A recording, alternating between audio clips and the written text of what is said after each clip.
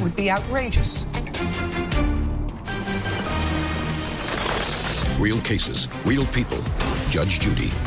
Nicholas needs ex-girlfriend Brandy Opsey owes for loans to pay her mortgage, bills, and bail.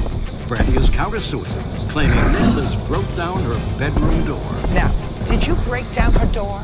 Yes, Your Honor. Okay. And how much was it to fix the door? I had a friend fix it, but I did have to purchase 2 doors. How much was it to fix the door? Free. Great. Judgment for the plaintiff in the amount of $5,000. We're finished. Parties are excused when they step out.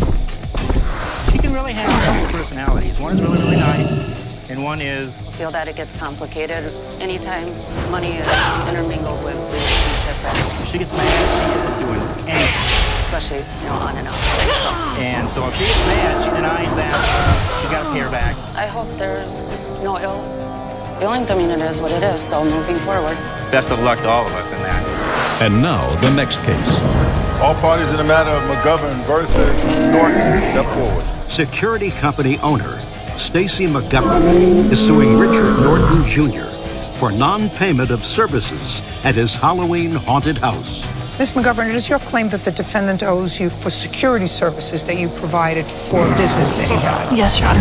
And, Mr. Norton, I understand that this business that you had was originally what they call an escape room. Yes, Your Honor. Which means that people have to get, it's a game, it's a sport. People are in the room and there are various clues that they have in order to get from one place to another. They have to find the right clues. And I gather from your answer that you were taking this escape room to a different level and you wanted to turn it into a haunted house. I don't know, but you were making it into a different kind of venue. That'd be safe to say? Yes, for the month of October, Your Honor, we decided to do it. For October, because it's Halloween and it would probably be more financially remunerative for you to do that. Yes, Your Honor. Because you're in the business of making money. Yes, Your Honor. And people come and pay you money to come into your haunted house. Yes. And you have a security business. Yes, Your Honor. Where you employ, I gather from your complaint, off-duty peace officers to act as security. Now, Mr. Norton, Miss McGovern provided security services for your haunted house for how many days? For approximately 9 days, Your Honor. And what I would like to know, Mr. Norton, is how much you paid Miss McGovern. That. She provided 2 peace officers? Not every day, no, Your Honor. Sometimes she provided 1? Yes, Your Honor. And sometimes she provided 2? Yes, Your Honor. How many days of the 9 days did she provide 1? It was every day except for Halloween and a later Saturday before Halloween. And those days she provided 2? Yes. And she provided 2 because you asked her for an extra one for those heavier days. Well, we felt I assume. I don't care what you thought.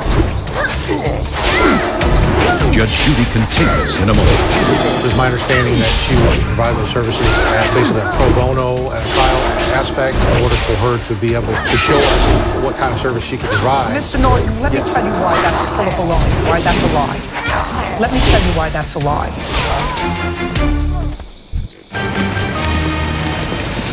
Real cases, real people. Judge Judy. Security company owner Stacy McGovern is suing Richard Norton Jr. for non-payment of services at his Halloween haunted house. If she provided 1 on 7 days and 2 on 2 days, unless she was Karnak, it must have been because you requested an extra security officer. We felt that those days... I don't care what you felt. What you're feeling is not relevant to me. Is it because you asked her for a second? Yes, Your Honor. That would be the answer. You asked her for a second. I have the actual... Shh. Now, she provided security for 9 days. 7 days she provided only 1 person, and for 2 days she provided 2. And what I would like to know, Mr. Norton, is how much you paid her for those 9 days. I have not paid her anything. Well, that would be outrageous, wouldn't you say? Normally I would say yes. If she provided security for you for the first day and you weren't satisfied with that security, if you're a businessman, you say, I'm not satisfied with your security. If after 2 days you weren't satisfied with the security, I would say, fire her and get somebody else. But you allowed her to provide security for 9 days, taking advantage of Halloween in the month of October, and you paid her no money. Yes, Your Honor. You going to explain that to me, Mr. Norton, so that I can understand it? Your Honor, when we initially had conversations about her services, it was my understanding that she was to provide those services at a basically a pro bono, at a trial aspect, in order for her to be able to show us what kind of service she could provide. Mr. Norton, let me tell you why that's full of baloney, why that's a lie. Let me tell you why that's a lie. Because what you were doing with your escape room is optimizing it for the month of October for Halloween. Yes. You've had the escape room for a while. Yes, Your Honor. And you didn't have security in the escape room. Correct. So you only needed security for Halloween because you expected more of traffic. It was a different kind of an operation. But you were going to go back to the escape room November, December, January, because you never had a haunted house before. You only have haunted houses during October. So that's why your response is full of baloney. I don't understand. You don't understand? I don't understand why you think it's full of baloney. I'm going to tell you why it's full of baloney. Judge Judy continues in a moment. Have you been cheated? Go to judgejudy.com. Like us on Facebook and follow us on Twitter. How long did you have the escape room? Since April of 2016. And from April 2016 up until October, you didn't have security. Correct. We didn't. And you didn't need security. You only needed security because you were trying something different for the month of October because it was Halloween. Then you were going to go back to the escape room because nobody comes to a haunted house in February. Correct. I need to target What something do you mean? You were going to first. try her security pro bono for when you needed them in October, when you weren't going to need them anymore after October, after Halloween was over. Well, the plan was for us to, if the haunted house was successful, to open it up the next year and continue You are on. so full of baloney. So then you would get a different security company and try them out the following October to see if they work? Mr. Norton, doesn't make sense. Now, if you're haunted, that's not her fault. She provided you a service. She pays police officers, and you're supposed to pay her. That's the way it works. And because your business may have flopped in October doesn't mean you make up some sort of baloney response and say she's not entitled to being paid. Good day she's to you. entitled to being paid. How much does he owe you? $2,080. Judgment for the plaintiff. We're done. Thank you. Parties are excused. You may step out. Judge Judy continues in a moment. And on the next Judge Judy. Well, I love Judge Judy. I appreciate her reaction. He owed us money. As Judge Judy says, he ate the steak. He's got to pay for it. We thought we were going to be able to. It's a answer surrounding the cat. What I gather happened in your complaint was when your daughter turned 18, there was an evening back in, I think it was October of last year, that everybody was at your house, and an argument transpired. And the argument was between the two of you and your daughter? There was no argument. Not on her birthday, no. Subsequent to her birthday? Afterwards. Yes. About a week afterwards. A week after. There was an argument, and your daughter left the house. She said, I'm moving out, I'm going to... I require a That's target. what I thought I read. On her birthday, everything was fine. She was given a car with stipulations, and both our names, myself and my daughter's, were put on the title. I did that after I fixed up the car. She left, and the thing that became the argument was when she took off with the car. She told us she was going to spend the night at a friend's house. Well, that didn't happen. She called us later and said she was going to spend the night at her brother's house. Then we called the brother and couldn't get a hold of him. He wouldn't return any of our calls. We called her back and didn't hear anything, and I was worried about her and the car. So we took a chance and drove over at midnight in the neighborhood of her boyfriend. We found the car abandoned about a block away from her boyfriend's house. Well, it wasn't abandoned, it was parked. Yes. It was parked. It was parked a block away from the boyfriend's house in case you went looking for the car. Yes. Right. I would agree. Right. I've had children. Go ahead. And so I drove it home, and I parked it at home because it violated the verbal agreement that we had after I let her go with the car. Just for my own information, what was I need to the target agreement? something What were the first. conditions of the gift? With all of our children, we have 7, we want to instill responsibility. So I told her before she took off that night that we expected her to live at home. We would continue the insurance on the car. She would have to get good grades so we could keep the insurance. I do not have a Because target. 3.0 or higher, you can get lower insurance. And eventually I was going to release the car to her. But she's the first child that I've ever had that I had my name name and her name included on it. I thought that would instill responsibility. Well, it doesn't instill responsibility if she's the only one I require that had a target. a car in joint names and your other children all got a car in their name alone. No, it was in our name. It was in your name? Yes. So the other cars that were given to your children, you kept in your name until when? Until they moved out. And then you transferred. I am out of range. And how old do you think the child should be before they move out? Each child is different. It depends if they're going to college, working, getting married, whatever. I don't have a set date on that. But the car was given to her when she turned 18. Yes. And it's a jointly owned car. Yes. Do you remember those conditions when you were given the car? He never spoke any verbal agreements other than No, verbal agreement. I'm asking you about conditions. When he gave you the car, was there an agreement that you would live at home? No. Was there an agreement that you would get good grades? Yes. Because the insurance was kept down if you got good grades. So that was something that you had discussed. I need to target something Did you first. think about leaving the house when you turned 18? I was not thinking about leaving the house until they kept calling me on my phone on my birthday. And even after I told them where I was going, they kept calling me. Even though I told them that I was at my boyfriend's house, they kept calling, so I stopped answering my phone because I told them where I was and where I was going. And I drove around the neighborhood around 10:30 and took the car. So I didn't have transportation to get to my friend's house. I had to stay there the night. Let's deal with the cat. Tell me how you got the cat. Because that's their issue. Their issue was you came back to the house, you had a phone with your parents in October. Sometime in December, while they were away, you came and picked up the cat. You were not allowed to take the cat on the day that you left. That's what you said. I do not have a target. Okay, tell me when you got the cat and from whom? On December 25th, 2015, Christmas Day, I had a verbal acknowledgement from my landlord that I could... No, how did you get the cat? Who gave you the cat? The neighbor allowed me to. When the cat was a kitten, how did you get the cat? So, about a month before my birthday, my 10th birthday, my sister got a cat. 10th birthday? Yes. So the cat is now 8 years old. Go ahead. My sister got a cat, and their landlord did not allow pets, so they were going to get rid of it, and I begged my parents for a cat, and they allowed me to have the cat as an early birthday gift. And my sister thought that the cat would be mine as well. And well, don't tell me what your sister thought.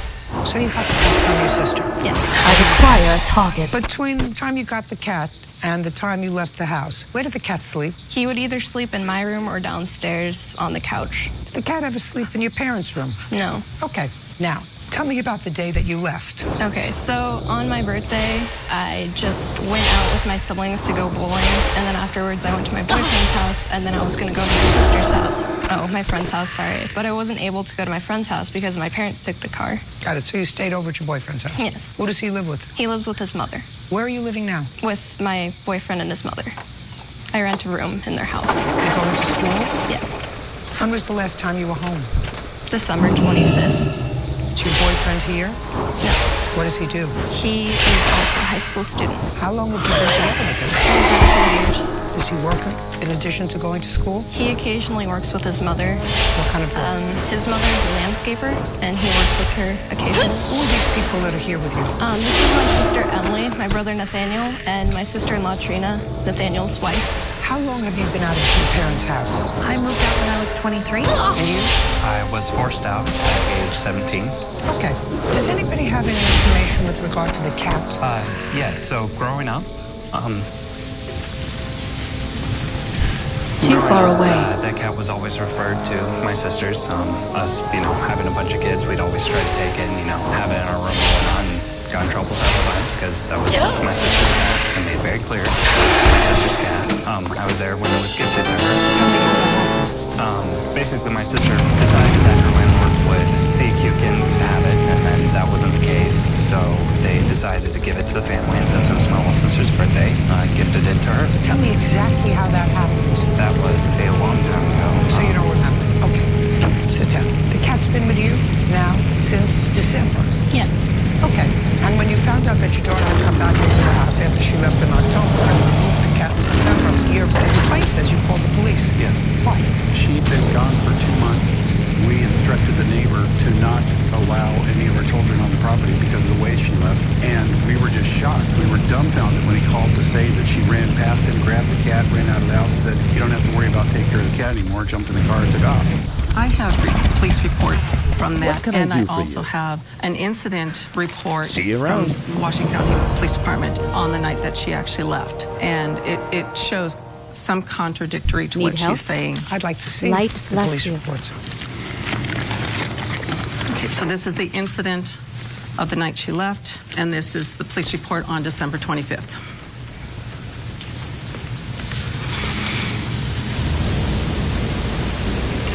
What property did she want to take when she left that you didn't want her to take? There was nothing that we didn't want her to take. It's noting on there that there was never a mention of the car or the cat. She did take her fish that was a pet, but no mention of the cat at all. So you didn't deny her taking any property? I'm not talking about the cat. I'm talking about anything.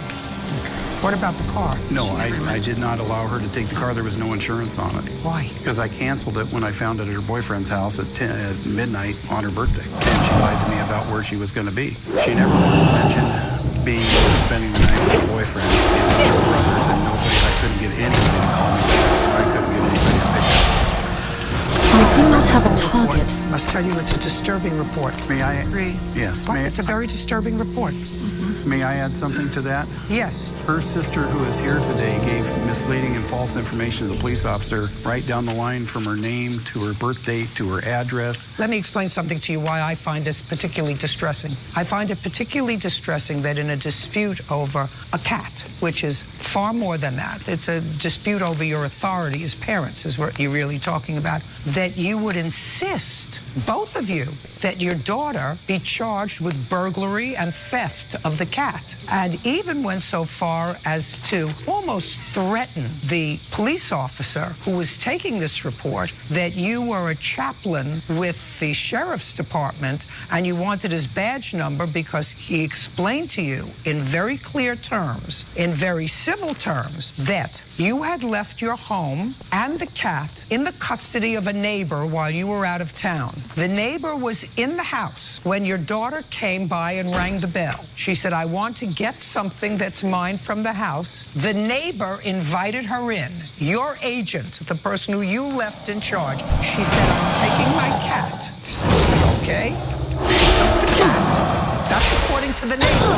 That's not the story that you told me, but that's the story that the neighbor who was there told the police. So the police clearly explained to both of you that this was a civil matter. The person you left in charge of the house allowed your daughter, who he's known for years, to come in, take the cat, and leave. That is not burglary or trespass. Then the police contacted other children of yours. And the other children said to the police, "It's always been Melissa's cat." Everybody knew in the family that it was Melissa's cat. Your reaction to that was to call back the police and instruct the police to call your children and tell them all that if they came to your house again, uninvited, they would be trespassing in your house. That was your response.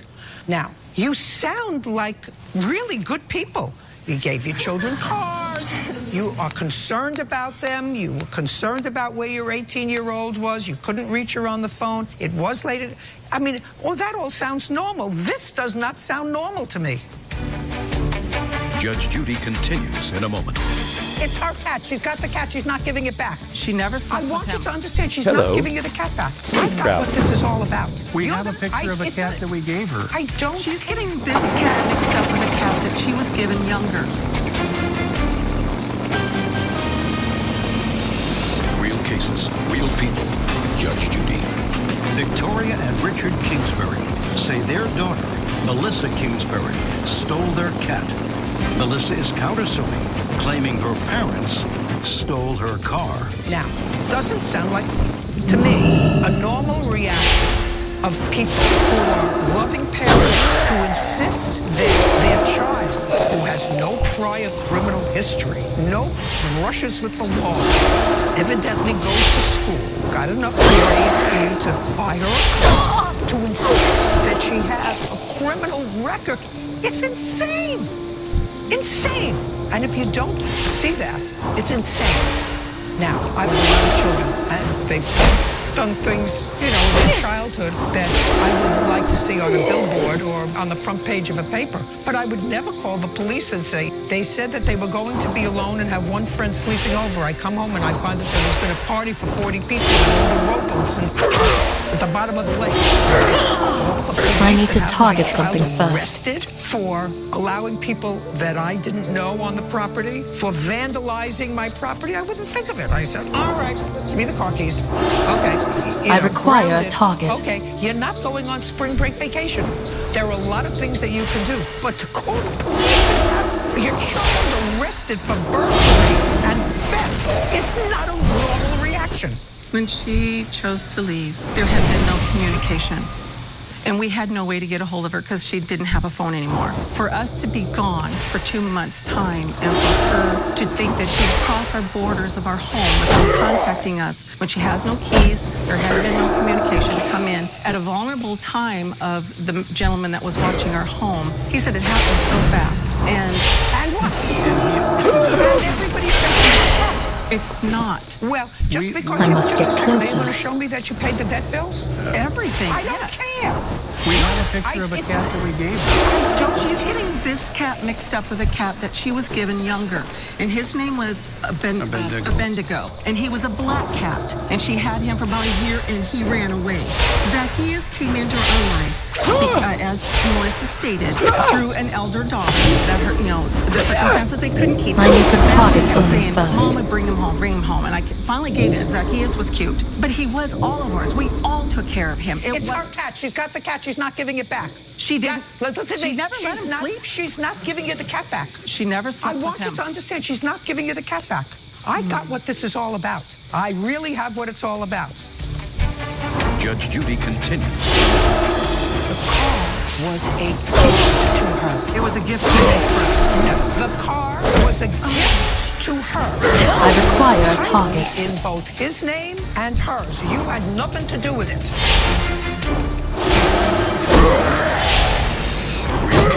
Real people. Victoria and Richard Kingsbury. I do not have a accused their target. daughter, Melissa Kingsbury, of stealing their cat. So that's settled. The cat's hers, and she's not giving you any money. The cat's hers, and I'm not going to be a co-perpetrator by getting involved in this family turmoil. I require a target. You made an error in judgment. The moment that you called the police and got the police involved in this situation was a grown-up error in judgment. Now let's get to the car. The car is listed in both of your names. That means the car belongs to both of you. You cannot deprive her of the car. What kind of car is it? It's a 1998 Chevrolet Lumina. Look it up, Bird. It has the reconstructed title on it. She doesn't know anything about the car. The car King's honor. was a Be gift careful. to her. It was a gift to me first. No, the car. No, that's true. You don't understand. The car was a gift to her. Your husband acknowledged that the car was a gift to her. We had a whole discussion about it before we got to the cat. The car was a gift to her. As a matter of fact, your husband said in all other instances where he gave his children cars, they put it in his name, but as a showing of confidence in her, the car was titled in both his name and hers. You had nothing to do with it. Now, do you have the title to the car? Yes. Great. One of you has to own it. So what we're going to do is we're going to look up to see what that car is because it's not worth $5,000. You understand? Great. We have all the receipts of what was put in, invested in. I don't care. Follow me. I don't care. Judge Judy continues in a moment. Are you in a family dispute? Go to judgejudy.com. Like us on Facebook and follow us on Twitter. Now, we're going to look up to see what the car is currently worth, and you're going to sign the title to the car over to your father, and he is going to give you half of the car's current value. Do you understand me? Do you understand? Yes, ma'am. What's the I do not have a target. LS, it's a base model. There's no cruise control, and it's a reconstructed total title. I'd like to see the title. Or take a look at the title, figure out where Melissa signs the title over to her father. She's going to get $425. need to target something first. This is what it looked like after we did all the work. I don't care. Yeah. You're going to keep the car. The car's yours. Melissa, sign right there.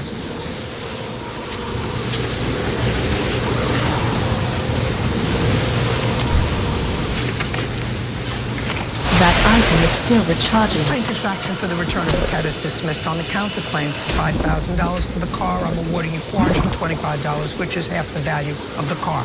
Now it's no longer yours, and you get all the perks and all the advantages. I cannot of everything use that you put item into yet. the car. All it cost you was half of its value. That's it. We're done. Step out. Judge Judy continues in a moment. And on the next Judge Judy, painting a picture of carelessness at the car wash. When you got the painting back, it was damaged. It is not ready yet. Time to close the trunk because the painting was getting caught. Next Judge Judy. We were very upset that we had no contact with our daughter. They were just upset that I moved out. And then when we did get contact, it was... And weren't getting their way with me moving out. In the form of a pet. And how I wanted my cat in the car and everything. I just didn't expect it to... I have no reason to go back, so it's not a big deal. ...come to this or work out this way or any of those things to happen. I'm just happy it's all over with everything that's been going on. We did everything right. And we got hurt in the end. It's not true. Run over there and give her a hug and let her know we love her. Just because of her actions towards me and my siblings and the way she's acted. We love you. I'm really sorry that this is all happened. Just throughout the years, it's, I want family restoration. I have planned to just move on and continue with... That's all I want. My siblings, and the relationship we have right now is really strong. That item is still recharging. A neighbor breaks down barriers. She drove up the driveway really fast, hitting my gate, knocking it off the hinges, and causing the damages to the gate. Did you go right outside and confront her? Yes, I did, Your Honor. But did she open herself up to more trouble? I finally had to call the sheriffs because her roommate and her were very aggressive with me. It's never been like that. It's just tell me what it is. Judge Judy. You are about to enter the courtroom of Judge Judith Schindler. This is Judge Judy. Maria Hernandez is suing her neighbor, Stephanie White, for damaging her gate when she ran into it with her vehicle. Order. All rise. This case number 522 on the calendar, Hernandez versus White. Parties are sworn in and proceeded. Ms. Hernandez, do you own your home? Yes, I do. And do you share a common driveway with the defendant? No, we do not. Do you have a photograph Yes, of I where do. she lives as opposed to where you are? Yes, I do. I'd like to take a look at it.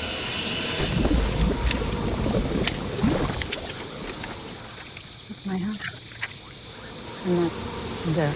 It's right there.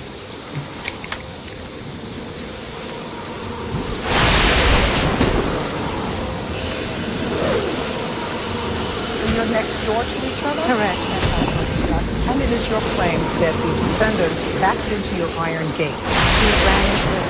Forward. And damaged it. You And wanted to pay damaged for the damage. And Ms. White says she never did that, and she's got a counterclaim for harassment and for filing a restraining order against her. Correct. How long have you been neighbors? They moved in April, so it's only been a couple of months from April till now. How long have you been there? I've been there for 20 years. Are you renters? How many people are renters? it's me, her, and I. How many children do you have? I have one. Is this the first house that you've rented together? Yes, ma'am. This incident happened on what date? This happened on December 3rd of 2015. Tell me what happened. That morning, Your Honor, I was looking out of my window when I saw Stephanie Ann White proceed to get into the burgundy Toyota Camry. And when she moved from where she was parked across the street from her house. And when she made the turn, she made the turn really fast into my driveway. You mean she made a U-turn? Well, it would have been a complete U-turn. She wouldn't have to gone into my driveway. But when she made the turn, she made it exactly onto my driveway to make that turn, to throw a reverse and park it on the outside of the street. Oh, so there's alternate side parking? Yes. Is that correct? So there's alternate side of the street parking, and you had to move the car from one side of the street to the other that morning. What time did you get out to move the car? It was about 8 or 7:35, I believe. Is that what time it was? 7:30, yeah. Okay, go ahead. Well, when she got in the car, she I am drove out up of the driveway range. really fast at accelerated speed, hitting my gate, knocking off the hinges, and causing the damages to the gate. Did you go right outside? Yes, I did, Your Honor. I need ran to down target my stairs. something fast. She was going into her house at a speed rate when I stopped her and said, no, you need to come out and we need to address this issue. What did she say? She says, yes, I did. I hit you. And she said that she was going to pay for it and she was going to have to. Well, just a second. First, she was going into her house. She did, in fact, park the car. Yes. So while you were coming downstairs, you were upstairs? Yes. She parked her car. Yes, she did. And went into her house. She was going into her house, yes. And you stopped her exactly where? When she was opening the door. You remember her stopping you that morning? Yes, ma'am. You want to tell me the conversation that you recall having with her? That morning, I pulled in. No. That's not what I asked Sorry. you. Pay careful attention to my question. Okay. I said, do you remember the conversation you had with her as you were opening the door to your house? Yes. Well, tell me the conversation. The conversation, I turned around because she started yelling at me. I wasn't aware of what was happening because I did not hit her gate. I just pulled up and then pulled to the side. So she came yelling at me and she claimed, you hit my gate, you hit my gate. And I was like, excuse me, no, I didn't. And she's like, yes, you did. And I was like, I didn't. How can you claim that I hit your gate if you weren't here and there's no one out here? I didn't do anything. I'm just parking my car. And she's like, I know you hit my gate. And I was like, okay, I didn't do anything. I'm just going to go inside. Did you look at your Huh? car? Don't say huh. When she said that you hit her gate, Yes. did the two of you go to look at the front of your car? No, ma'am. Well, wouldn't you say to her, if I hit your gate, there'd be a mark on my car? Yeah, but she was just screaming. So I just tried to avoid the problem and I just wanted to go inside. I told her if she had an issue. So what did you say to her? I told her it was true to call the police. And she did not call the police. You did not? No, yeah, no, because when I told her she had hit the gate, she started crying and she says, I'm sorry, I hit your gate. I'm going to pay for it. My dad and I are going to pay for the gate. She started crying. I said, okay, you're admitting to hitting the gate. We'll arrange and have payments to fix the gate. That's why I didn't call the police at that moment. So she didn't call the police? No, ma'am. Well, that would seem to bear out the conversation that she's describing. Do you have insurance on your car? Yes, ma'am. On December the 3rd? Yes. So if you had hit her gate, the insurance would have covered that? Yes, ma'am. Whose car was it? It's my car. What kind of car do you have? I had a burgundy Toyota Camry. Do you still have it? No, ma'am. What happened to the car? The car always had issues, and that's why I only moved it from side to side on street sweeper days. What do you mean it had issues? It needed to be registered, and I couldn't approve the smog, so I couldn't. So that what you're doing is telling me a lie. When I asked you if it was insured, you said yes. Yeah, I still have Just insurance. a second. But you can't have insurance on an unregistered car. Yes. Yeah. No. Right. Can I please have the photographs of the gate and the estimate to fix it, please? Yes.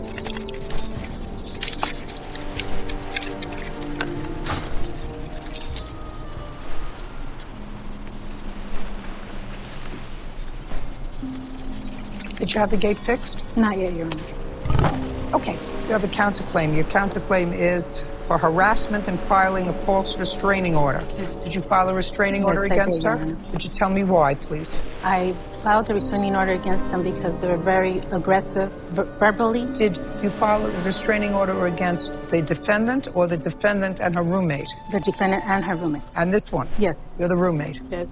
Tell me why. Okay. There was one episode which is on Wednesdays is our trash day. Just a second. Is this before or after the incident with the gate? This is before the incident.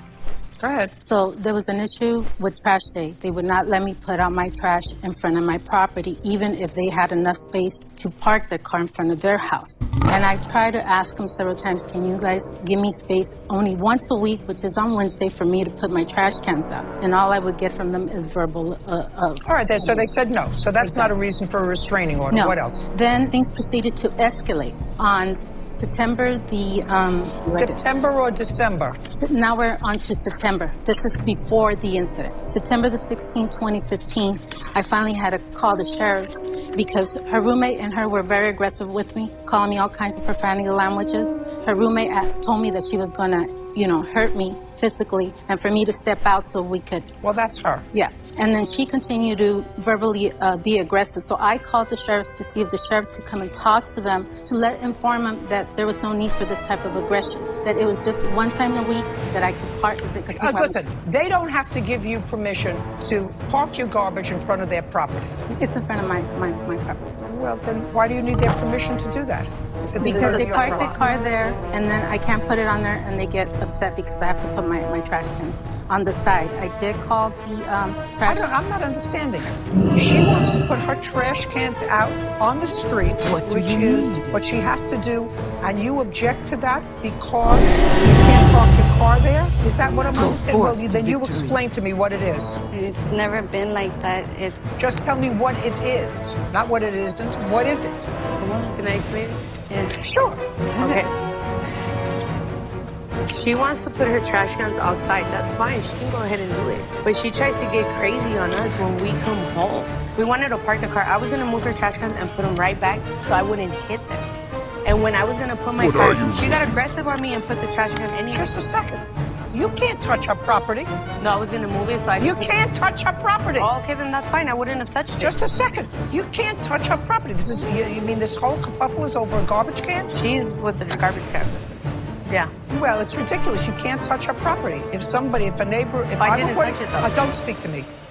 Unless I'm asking you a question. Then you can speak to me. There's only one attitude here, and I get paid for it. You don't. So if I put my trash out, and for whatever reason, my neighbor wanted to park in front of my house where my trash was and touched my garbage cans to move them, I would say that they park someplace else. Maybe. I probably wouldn't, but I certainly wouldn't get into a hissy fight over it. Now, after September, was there any incident after December? Yes, Your Honor. On what date did you file for a protective order? I filed it in February. February of this year? Okay. Tell me the incident upon which you based your protective order. Judge Judy continues in a moment. And later today. Well, her daughter was probably as outraged as I am.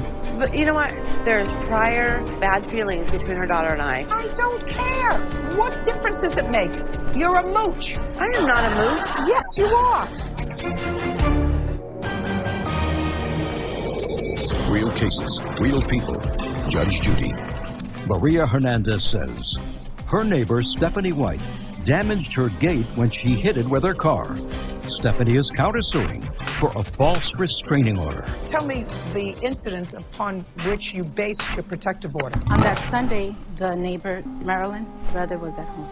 And I was arriving at my house, pulling in, when her brother came out of the house and was staring at me aggressively. So I said, is there a problem? Can I help you? And he just went off and said... Well, that's the brother. That's the brother. He came down the steps, and as close as he... I don't care about the brother. Them. Okay. Well, I put it on there because the brother said he was going to sock me in the face because of the issue with the gate, that I was causing too many problems. And so therefore I said I need to put a restraining order because they're either going to become aggressive and hurt me or my family, or the brother is. Okay, fine. Judgment for the plaintiff in the amount of $2,650. Your counterclaim for filing a false protective order is denied. Thank you. We're done. Thank you. Cards are excused. You may step out. It's a moving picture. Yeah. Yes. Okay. What kind of video did she post? It was a live of her and her friend and the boy. What boy? The guy that I used to be with. It was a picture of somebody else with your boyfriend. Yeah, you can say. I don't want to say. I want you to say. Okay, well, yes. Okay, it was a picture of your boyfriend with some other girl that she wanted you to see on Snapchat, which I don't understand. I don't do. I take a picture, I put it in an album with corner things. And I don't post anything that I don't want somebody else to see. In any event, on November 18th, Miss Mendez, Miss Hooker is going to tell me that some people came to her house. She identified one of those people as you knocking at her door. Now, had this video been posted on or about November 18th? No. When was the video posted? Like a couple days before. No. And you posted it because? I posted it, but it wasn't for intentionally for anyone to see. It was just, I just posted the video. What do you do for a living? Right now, I'm disabled. If you're disabled, so you occupy your time making trouble? No. I didn't record the video. Who do you live with? It's me and my son. Who supports you? I get disability. For how long? I've been getting it for like over a year. What did you do before that? I was working at a warehouse. Is that where you became disabled? Yes. What happened to you? I hurt my back. After how long were you working did you hurt your back? I was working there for like about 2 months. How much do you collect from disability? I get about $900 a month. That includes $450 for you and $450 for your son? Yes. Now, some people came to your house on November 18th. Yes. I want you to describe that evening. Okay, so she called me talking stuff saying like, oh, why am I with her man? But it was me and her cousin. I just want you to tell me, she called you and said, why are you with her man? So it was around 1 in the morning. I hear banging and knocking on the door. And then I checked the door, the peephole, and they covered it with their finger. And that's when my witness, she had went into my bedroom and she looked up through the window and she saw her. Don't tell me what she saw. Stand up. You were in the house that day? Yeah. What were you doing there? We were watching movies, and that's when you hear yelling saying, come out. And you were watching movies? Yeah, we were watching movies. Who are you? The witness. Are you a friend? Yes. Yeah. What do you do? Go to school. How old are you? 17. Do you live at home? Yeah. So you were just at her house? Yeah, because Brenda is not here because she's locked up. What do you mean Brenda's not here because she's locked up? What is that? Explain that to me. Who's locked up? My cousin. The other witness. Shh. My cousin. What's your first name? Fatima. And last name? Luna. On what date of the week is November 18th? I don't remember. On what date of the week was November 18th? I think it was a weekend because I couldn't file the restraining order until like the next day. So it was a weekend. It had to be a weekend. So you had to wait until the next morning? So it was Sunday, but barely turning Sunday because it was like 1 in the morning. Was it Saturday night or Sunday night? It just changed Sunday because. Now, we're sure about that because I'm going to check. Well, I'm not sure, but it has. Let's go check. But it was 1 in the morning, so Saturday. It just changed. Right. November 18th was a Saturday. Well, if November 18th was a Saturday and this happened at night on November 18th, 1 in the you morning. were really there on Friday night. If you were watching movies, you started to watch movies on Friday night into Saturday. Saturday was the 18th if this is 1 o'clock in the morning. Let's make sure. I'd like to see the application for the protective order. And then I'd like to see the police report if you have it. So just give it, right? No, I don't want everything. I want to see the application for a protective order and I want to see the police report.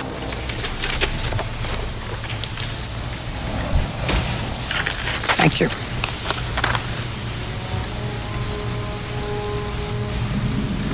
There were no witnesses. What are you doing here? There was a witness. I didn't say anything about No. because There were no witnesses. No, because I did a supplemental after. But show me the because just a minute. because they threatened us. Just They a second. threatened. Show me the supplemental. It wasn't just a ready. second. I can't help you.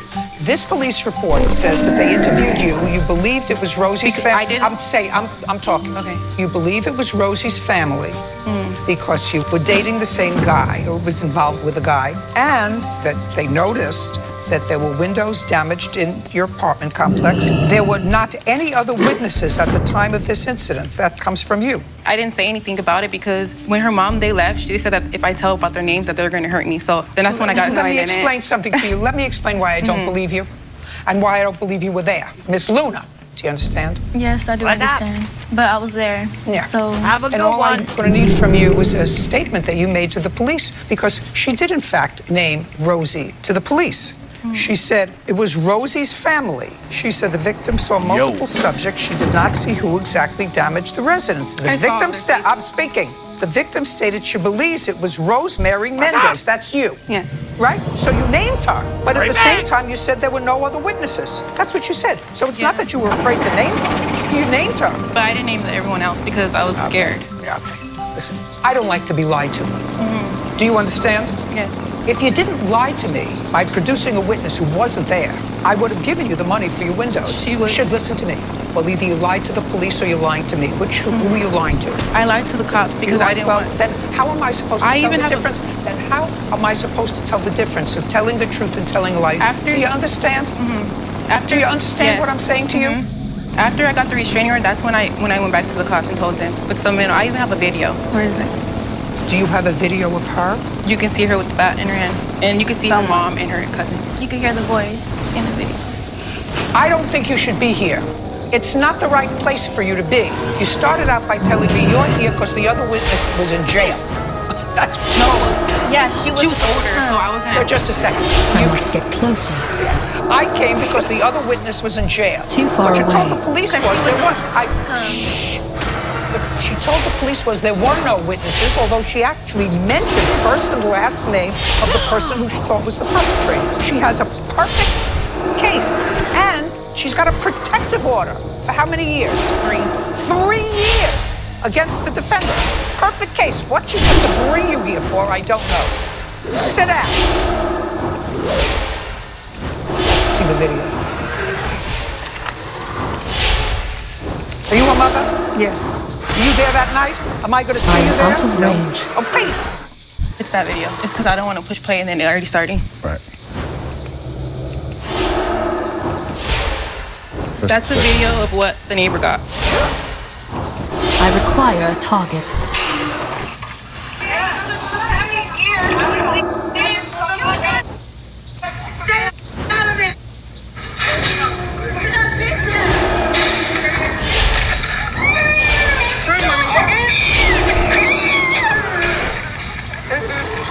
Who's got a baby?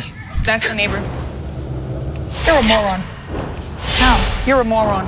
that's not me. You're a moron. So's your mother. That's not me. You're a moron. So's your mother.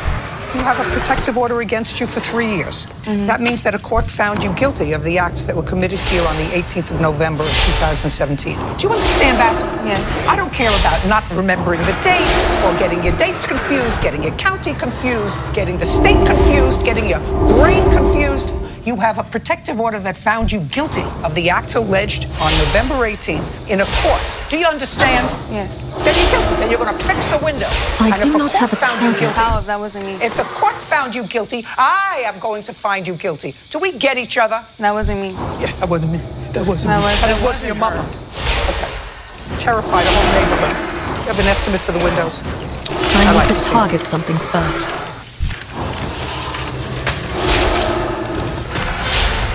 Let me tell you what you do if you have a protective order. You forget the date. If you get the ruling require wrong, a if you don't target. show up in the right court, you don't allow someone to have a protective order against you for a year, 6 months, 2 years, or 3 years. You go to court and you say to the clerk in the court, I got the date confused. Can you please give me instructions on how to get rid of this protective order because what's stated in here is not true.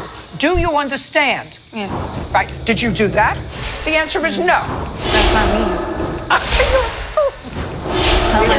I just told you what to do. If you have a protective order Okay, I'm against showing you. you a video. Can Listen I see to the me. video? You're not following me because your brain is so muddled. Judge Judy continues in a moment.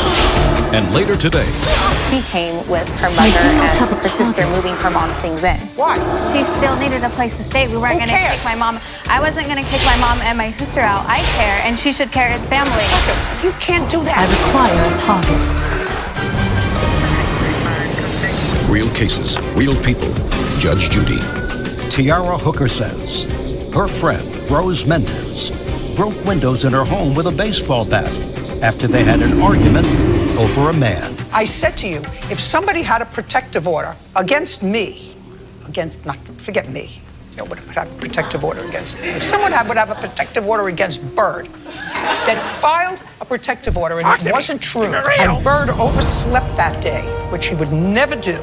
But let's say that day he overslept and he didn't get to court on time and they entered a default judgment against him, which gave this person who was an enemy a protective order against him. Bird would know what to do. He wouldn't say, well, I'm not going to do anything because it wasn't me. He would say, I'm going to get this vacated because that's what an intelligent person would do. I'm not going to have somebody have a protective order against me for 3 years, which allows them to call the police and they will come and arrest you in a heartbeat. Okay. And so now you're going to tell me, you're going to say to me again, it wasn't me? It wasn't. Judgment for the plaintiff in the amount of $905. We're done. Parties are excused. You may step out. I'm happy that she lost the case because she's the one that did it. Oh, no, that wasn't me. Because she saw me in the video. How would they, no, it's me? Yeah, she was very angry. She called me and started cussing me out. She said there was a voice. Can you hear the voice? Come on. That was her. And obviously, and that was the mom, too. You can hear her in her voice. We don't have friendship. Stay out of my life. And now, the next case. All parties in the matter of Sanchez versus Wood. Barrios, step forward. 17-year-old Sarah Sanchez is suing her cousin, 21-year-old Raquel Wood, and her fiancé, 22-year-old Alan Barrios, for the return of a security deposit and property. and for emotional distress. Miss Sanchez, how old are you? 17. And you are married? Yes. You're married to a military person? Yes. And the defendant is your cousin? Yes. Your name is? Raquel. Last. Wood. And this is your? Fiance. The three of you decided to take an apartment together? Yes. Do you get a military allowance? Yes. For housing? Yes. How much? I'm not quite sure. My husband doesn't really tell me. I think it's around like $1,600. A month? Yes. And you get that allowance because he's deployed? He's not deployed. It's the beginning of him joining. I need he was to in target MCT something and boot first. camp when this was happening. So the apartment that you were getting is an apartment that was going to be for you and your husband when he was available? The apartment we were getting was for me to live until he gets stationed. Until he gets stationed, and then you were going to leave? Yes, I was going to leave wherever he got stationed. And you discussed that with your cousin, Miss Wood? Yes. You signed the lease? Yes. You work? Yeah. What kind of work do you do? I work at Walmart. And what kind of work do you do? I work at 2 gas stations. Prior to moving into this apartment, were you living at home? No, we were both living with my older sister. You were living with relatives? Yes. And it would be a safe bet to say that you didn't have the money put together for a deposit and first month's rent? Yes. You did or did not? We did not. So the fact that the military was providing housing was of assistance to you? No. Well, let's put it this way. You couldn't have moved into the apartment that you moved in without the plaintiff putting up the deposit. She was very much aware. Now, don't tell me what she was aware of. I asked you a question. Judge Judy continues in a moment. I've been going through a miscarriage, and Sarah knew, so my mom was there for my emotional support. I don't care. Go live with your mother for emotional support. She doesn't have to share her apartment with your mother and your baby sister. Real cases, real people. Judge Judy. 17-year-old Sarah Sanchez is suing her cousin, 21-year-old Raquel Wood, and her fiancé, 22-year-old Alan Barrios, for the return of a security deposit and property, and for emotional distress. You couldn't have moved into the apartment but for the fact that plaintiff was getting money from the United States government for housing. Yeah. That would be a yes. And she paid the first month's rent and security. Yes. And when was the first month that you moved in? February. Prior to that, you had been living with somebody's sister. My sister. Who else lived with your sister? It was just me and my fiance and her 3 children. In what month did you move your mother in? April. Where had your mother been living before? She was living with her boyfriend. And she had a baby? Yes. And then your mother no longer had a boyfriend and needed a place to live? Yes. Now, before you moved your mother in, you and your boyfriend shared a room. Mm-hmm. And the plaintiff had her own room. Yes. Now, when you moved your mother and her baby in, where did everybody sleep? Everybody slept in their room, and my mom and my sister slept in the living room. At what point, Miss Sanchez, did you tell Miss Wood that you were not happy with this arrangement? When she first was letting her mom stay with us in March. And you had that conversation?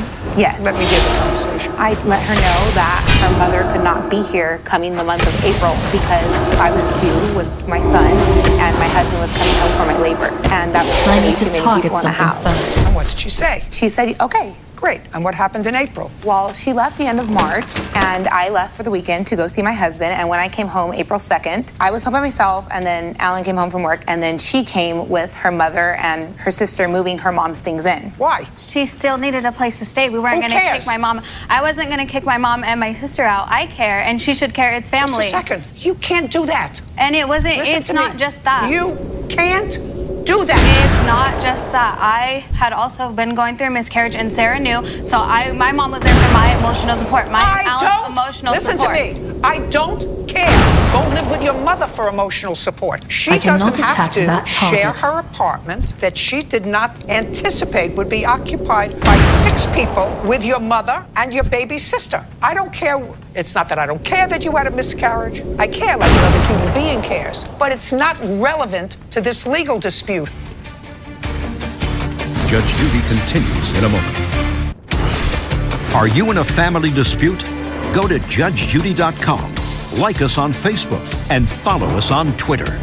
You had no right to move somebody else into the apartment when your roommate was paid up front for you that allowed you to get out of your sister's house with your boyfriend when you were pregnant to move into an apartment because the federal government was giving her $1,600 a month as a housing allowance. You're not allowed to move in Your whole family. Judgment for the, just a second. How much security deposit did you pay? It was $730. And how much was the first month's rent? $325. And you moved out, and you moved where? I moved out into an apartment that I got last minute. Judgment for the plaintiff in the amount of $1,055. We're done. All you judges usually step out. Judge Judy continues in a moment. And on the next Judge Judy. You don't do that to somebody. If somebody's in need, if she was in need. I agree with it because it wasn't fair that I paid everything. Like she was when she came back to live in Bakersfield, we were there helping her. And they were just freeloading off of me and her and her parents. She's just irresponsible. She's a child. Because they thought I was just a kid. If you want to settle something, you talk like an adult, which you did not do. Nothing was ever verbal throughout the whole disagreement. And I was just gonna let them walk all over me, but I'm not like that.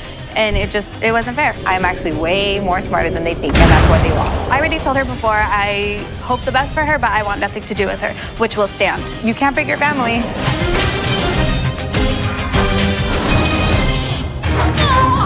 They didn't finish paying off the car. She came over and there was an argument. Her sister's generosity didn't pay off. He owed $225 at me. That was not the remaining. He started demanding the title. Then her brother's strong-arm tactics. Then he snatched your purse. Yes, he repeatedly slammed my arm on the screen door, breaking my arm in 2 places. Judge Judy. You are about to enter the courtroom of Judge Judith Scheindlin. This is Judge Judy.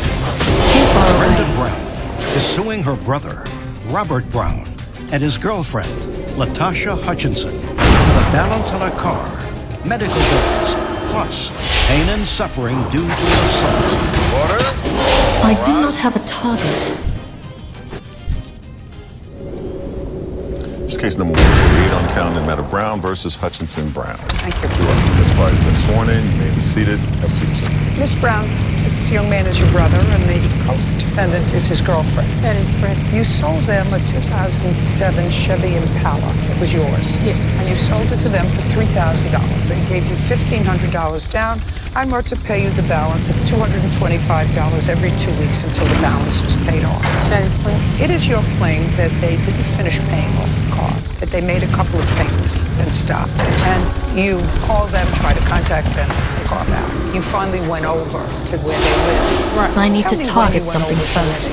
On May the 2nd, 2017. Did you call before you went over on May the 7th? Yes. Who did you speak to? We text each other. Do you have those texts? Yes, I'd like to take a look. I had text too, but I ain't got them on payment. I'll show you those. I cannot attack that. I didn't ask you anything.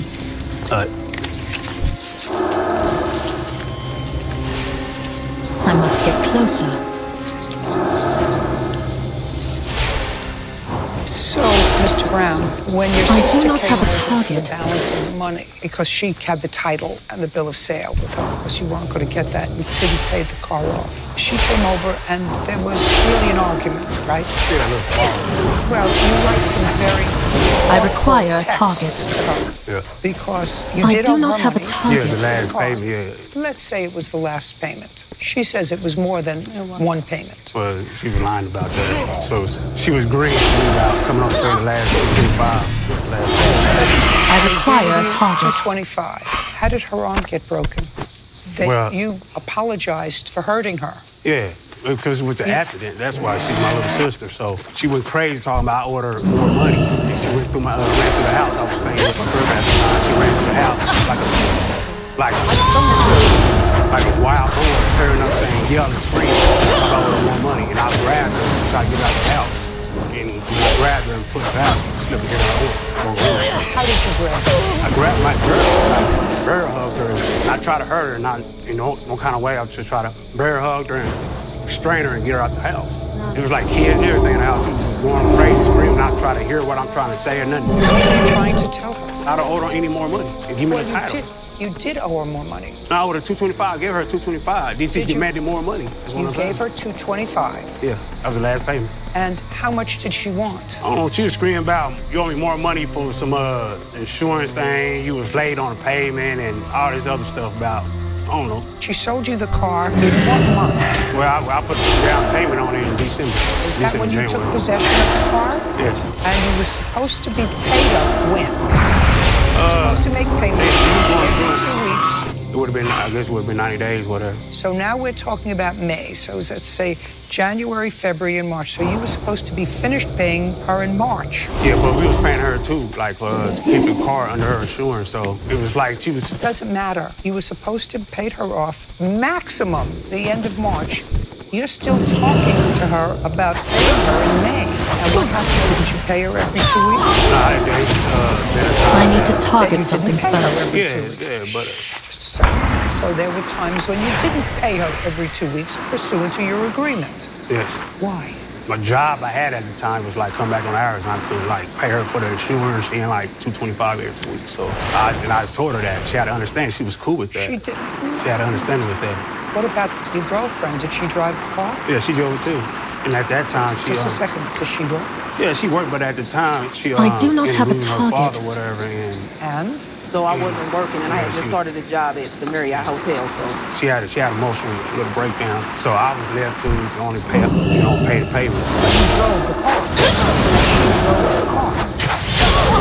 So you have to make payments. I understand that. Want to tell me what happened when you went over to the house? When I arrived, he then came out to my vehicle, and I asked him to have the remaining of what he owed me. He then throws $225 at me.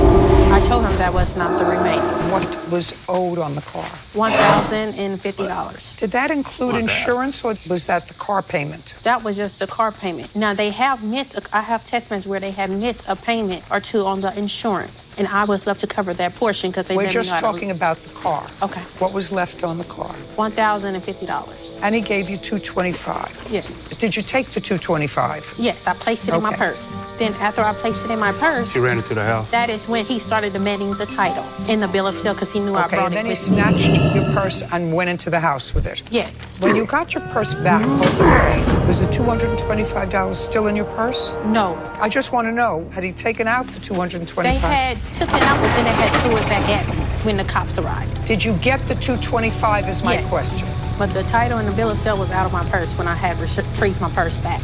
Now I want you to tell me how you got your arm broken. Because we were stuffing on my purse strap. I had a hold of the strap part. He had a hold of the actual purse. He then snatched it, yanking it, and he then, after he got inside his house, he seen that my arm was in the screen and repeatedly slammed my arm on the screen, which caused breaking my arm in 2 places. I need to target something first.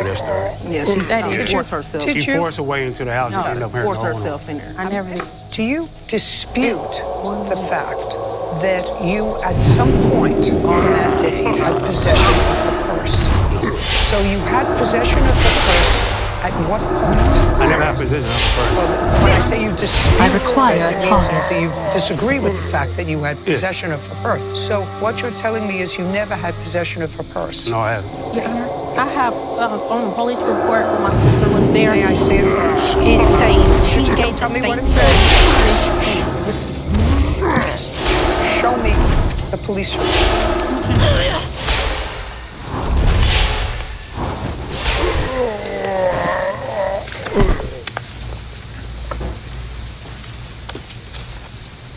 Now, you were arrested for this assault. Yes, I was. What happened with that case? Got dismissed. Is that because your sister declined to prosecute? No, so it didn't happen. That's why I got dismissed. I do not have a target. So what? Show me the papers. What, dismissed? Show me the papers. I don't have them here, but it's been thrown out. I never did go to court about the situation. You didn't? No, because my family was like, well, he's your brother, so I didn't make a big deal about it. And then when I got ready to file a claim, I was told it was too late. File a claim with the police? No, to press charges. Did they as well did as they have to put pins in your arm? Yes, I have a mark here, and I also have pictures showing when I had surgery. Yeah, I'd like to see. In the car, I have pictures of that too. Who has the car now? She do. They do. Here you go.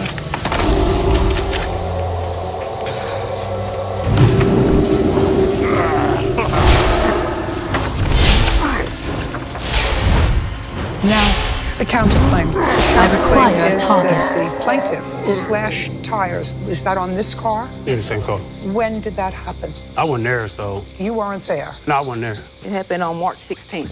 Did you file a police report? Yeah, but I don't have it with me, but I have the counter suit with me. Care about the counter suit? Did you file a police report for vandalism? Yes. I'd like to see it. I got the pictures. The answer is, I don't have a police report about the vandalism that happened in March.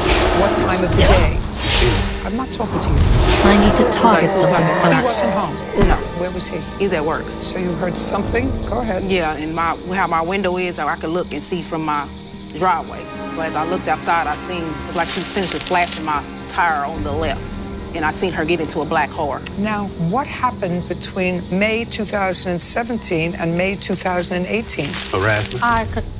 I did follow-up phone calls with Latasha and Robert regarding my money. They have failed to pay, and I have the actual police report that she did make, and she said she did not see me do it. She's stating her daughter see me do it. So I have that police report that states, and I also have a report stating. I do not have a target. Judge Judy continues in a moment. And later today, I took them to go see their probation officers, and when I got out of the car to go to the bathroom, and I got back outside in the car. Just a second. It is so different from what you swore to in your complaint. What's different? What's different? You want me to tell you what you wrote? real cases, real people. Judge Judy.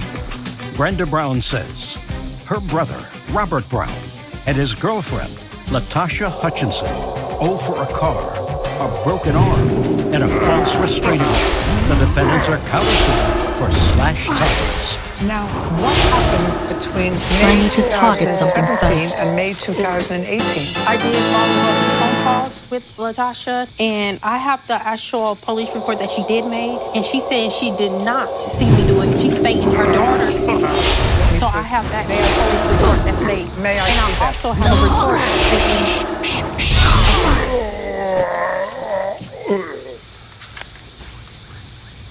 Well, you just testified a moment ago that this happened on March 16th, 2018. Police report indicates that somebody called them on April 16th of 2018 I require a target. vandalism. They must got their dates mixed up. Actual police report. No, they mixed the dates up. You didn't see her slash your tires? Yes, I did. I seen her as well as my daughter, but I didn't want to put my daughter in. Don't believe it. Judgment for the plaintiff in the amount of $5,000. That includes the balance of the car and the broken arm. Your counterclaim's dismissed. We're done. She don't get no further tires? We're done. Why is our excuse when they step out?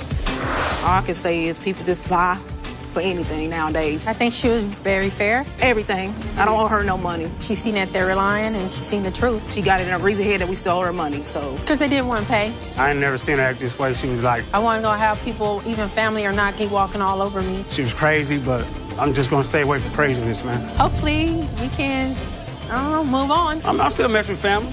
Family's blood, man. Be a family. Put this behind us. And now, the next case. All parties in the matter of Spates versus Clay. Step forward. 23-year-old Sierra Spates is suing her ex-boyfriend, 25-year-old Charles Clay, for car damage, bail, and an assault. The two of you have a long, peculiar history that I don't have to get into. It's really not relevant to this case. Suffice it to say that you were in jail for a while. How long? 5 years. Before you went to jail, you and the plaintiff were in a relationship. After you got out of jail, you sort of renewed that relationship. While you were in jail, she had 3 children. Had one that you thought was yours that turned out not to be yours. But when you got out of jail, Miss Spates allowed you to come and move back in with her. When was that? Month and year. Take your hands out of your pockets. When? Month and year? Like around November. Not like around. November of 2017? Yes. And when was this accident in her car? Like December. And at the time of the accident, you had no driver's license? Correct. But you were driving the car? Yes. Did you have insurance on the car? I had insurance on my vehicle, yes. And did your insurance cover the damage to the other vehicle? The answer is either yes No. or no. Why did you let him drive the car if you had no license? You were supposedly driving up to the Department of Motor Vehicles. And don't tell me this crazy story that you got here, that he hopped into the driver's seat when you went to pick something up. Judge Judy continues in a moment. I want you to picked up your right foot. Now I want you to hop 3 times. Now hop 3 times back. Does that look ridiculous? Yes. Why did you do that? Because I told you to do that.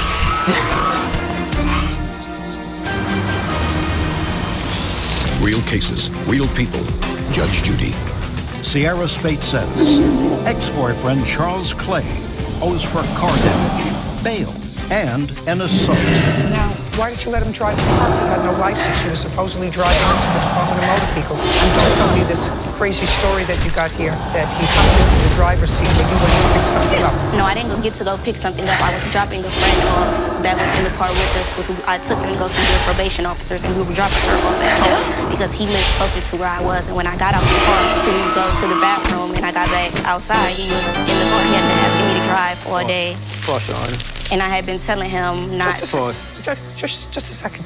It is so different from what you swore to in your complaint. What's different? What's different? He did. What's different? Do you want me to tell you what you wrote? On October 26, I was driving Charles to the Department of Motor Vehicles to get his license renewed. No, that. And my son was in the back seat. Yes. Just a second. I'm speaking. I had to stop at a friend's house. So I left Charles and my son in the car while I ran upstairs to get something from my friend. Too far away. That's what you wrote to. No, I went in the house and I went to use the bathroom. We were coming from his probation officer's department when she was in the car with us. The accident happened at her apartment complex. We didn't make it off the street. I have the pictures for my car. I don't care. Actually, I don't care. I don't care. I have the text messages from him stating that he was going to give me the money. I have this letter from I'm asking you a question. Why were you driving a car without a license? Because she asked me to drive. I want you to pick up your right foot. Now I want you to hop 3 times to that side. This way? Yeah, that way. Now hop 3 times back. All right. Does that look ridiculous? Yes. Why would you do that? Because I told you to do that. Why would you do that? You would say to me, Judge, not thinking.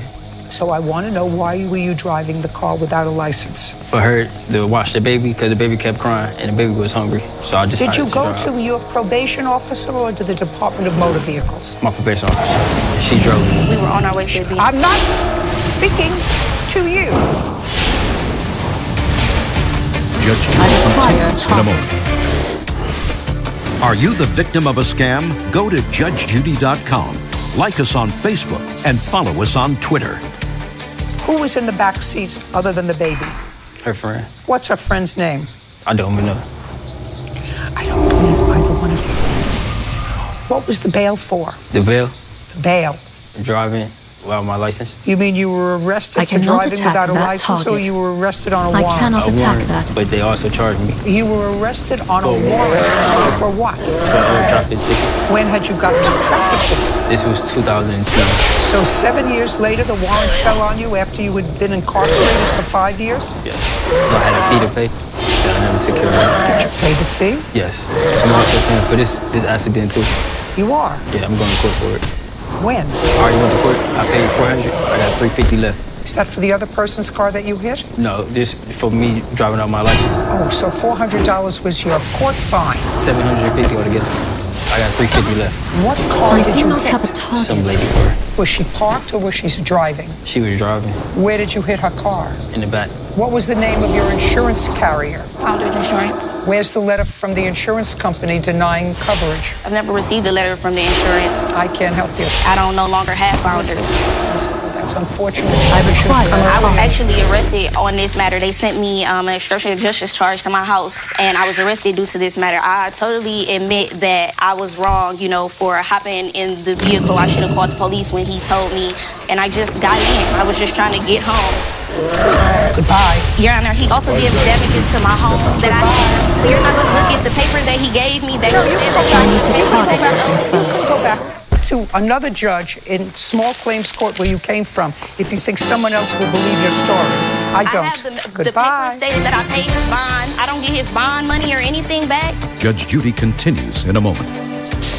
And on the next Judge Judy. I think he should be responsible for all of the damages that were done to the vehicle and the damages that were done to my home. I feel she made the right decision. Hopefully, you know, he can get himself together and I have to figure out how I'm going to... Because I guess she ain't getting paid. ...get the damages done, because unfortunately my license is suspended right now and I don't have the money to pay. Her jealousy and her trying to attack me. No, not unless he pays this debt off. I mean, I still love her. She a good person.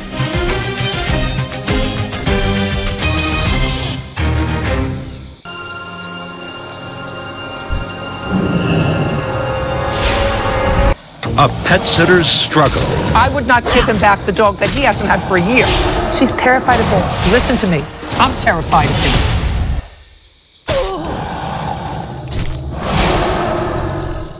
him. Grassa is suing her ex-fiancé, Salvatore Gerasi, for an unpaid credit card bill and the return or value of a fireplace.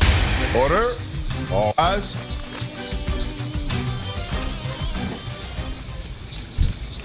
That's case number 149 on the calendar in the matter of Grassa versus Gerasi. Thank you. You're welcome, Judge. Party's been sworn in. You may be seated. Ms. Grassa, how long did you and Mr. Gerasi live together? I was 17, so it was about 7 to 8 years. We were together for 10 years. How many years did you and the defendant live together? We lived together for 7 years. At some point, you moved into a home? Yes, she purchased the home. In what year? 2014. And at the time you purchased the home together, the house was placed in his name? Yes. You were not married? We were engaged. You were not married? No. Your child was born when? In 2013. Now, in 2013, were you employed? No. In 2014, were you employed? No. 2015, were you employed? Towards the end of the year, yes. In what month and for whom? I believe it was November, and it was for Lowe's. Okay, so most of 2013, 2014, 2015, the vast majority of those 3 years. What about 2012? Yes, I was working. For whom? It was RMA Legal. For how long? I was there for about a year and a half. So, starting in 2013, you were unemployed and Mr. Gerasi was supporting you? Yes. Okay. Now, this is what the case is about. When you moved into this house, you used a credit card in 2014 to purchase some appliances for the house. Yes. Credit card was in your name? Yes. He didn't have the credit to put it in his. Whatever. He had credit to buy a house. After he purchased the house. He had credit to buy a house, and he had a job. So, you bought the appliances for the house on your credit card. They were under my credit card, yes. And when you separated in what month and year? September of 2016. And he did not pay this credit card? He was supposed to. I was not working at the time. He was responsible for paying the bills. Why weren't you working? Because I was a stay-at-home mother for our son. What would you do between September 16 and almost September 17? Well, right now I'm living in a small apartment with just me and my son. He's only paying me $100 a month for child support. I don't have the money to pay off. What are you doing? Right now I'm working. Good. And how are you working? You still have a child. Yes. So how are you working? He's in daycare. Right. Through the day. Right. Duh. So what you want him to do is you want him to pay off this credit card. Yes, Your Honor. I don't have the appliances. I don't care whether you have the appliances or not. Time is money. And the fireplace. When was the fireplace put in the house? In 2014 as well. 2014, and it was a fireplace that was a gift. From my mother, yes. I don't care who it was. It was a gift for the house. Yes. It was a Christmas gift, yes. I don't care. It was a gift for the house. I mean, it wasn't a pair of socks or a pair of underpants. It was a fireplace, so it was for the house. So you want him to pay off the credit card and you want the fireplace back. Fireplace you can't have back because it was a gift for the house. The house belongs to him. Now, what I don't understand is... Talk to me! Actually, you were supported over a period of 3.5 years. Your only financial contribution to the household were a washer and a dryer or a refrigerator. Don't you feel sort of ridiculous? Your Honor, my family also contributed a lot towards that house as well. My grandma gave thousands of dollars. You know, we were together for 10 years. Mr. Gerasi says that you waited this year before you raised the issue of the credit card because you left him for somebody else. And when that didn't work out, now you're coming after him for money. No, that's not true. So let's go back a second. You left the house, I assume. Where did you go? I got an apartment, Your Honor. With my son. With what money? It was my grandmother's. She has an apartment upstairs and let me stay there for reasonable pricing. So your grandmother let you stay in her apartment. There's a fly bird that is annoying the plaintiff. It's going to be annoying me. And it's going to go to heaven. Soon. Relax. Relax.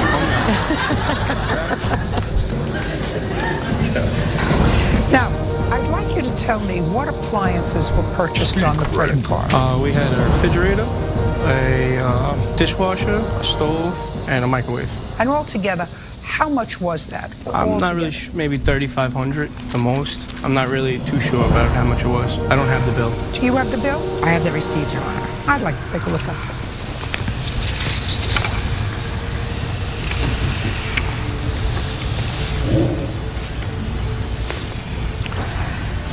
I have a bill here for a plasma TV. Do you still have the plasma TV?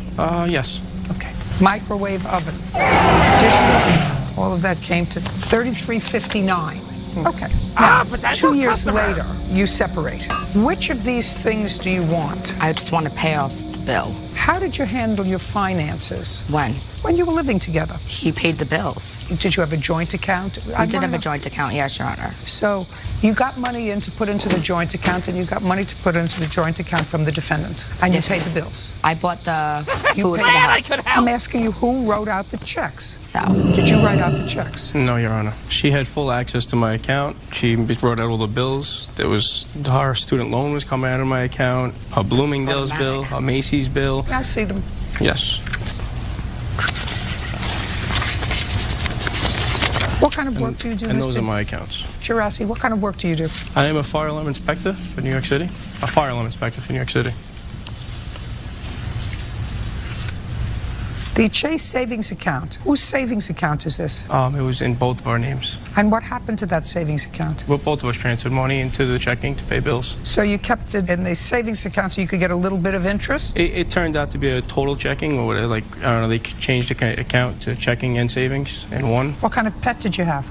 We have we had 2 boxes. One of them passed away at 4, and then I went out and got another one. Is the Chase card that you're talking about end in 5612? I don't remember the numbers on it, I'm sorry. Well, what credit card are you talking about? PC Richards. Oh, it's just a PC Richards account? Yes. Oh, there it is. Now, you both had access to take out money from ATMs with this card? Yes, Your Honor. Is that right? Let's see that.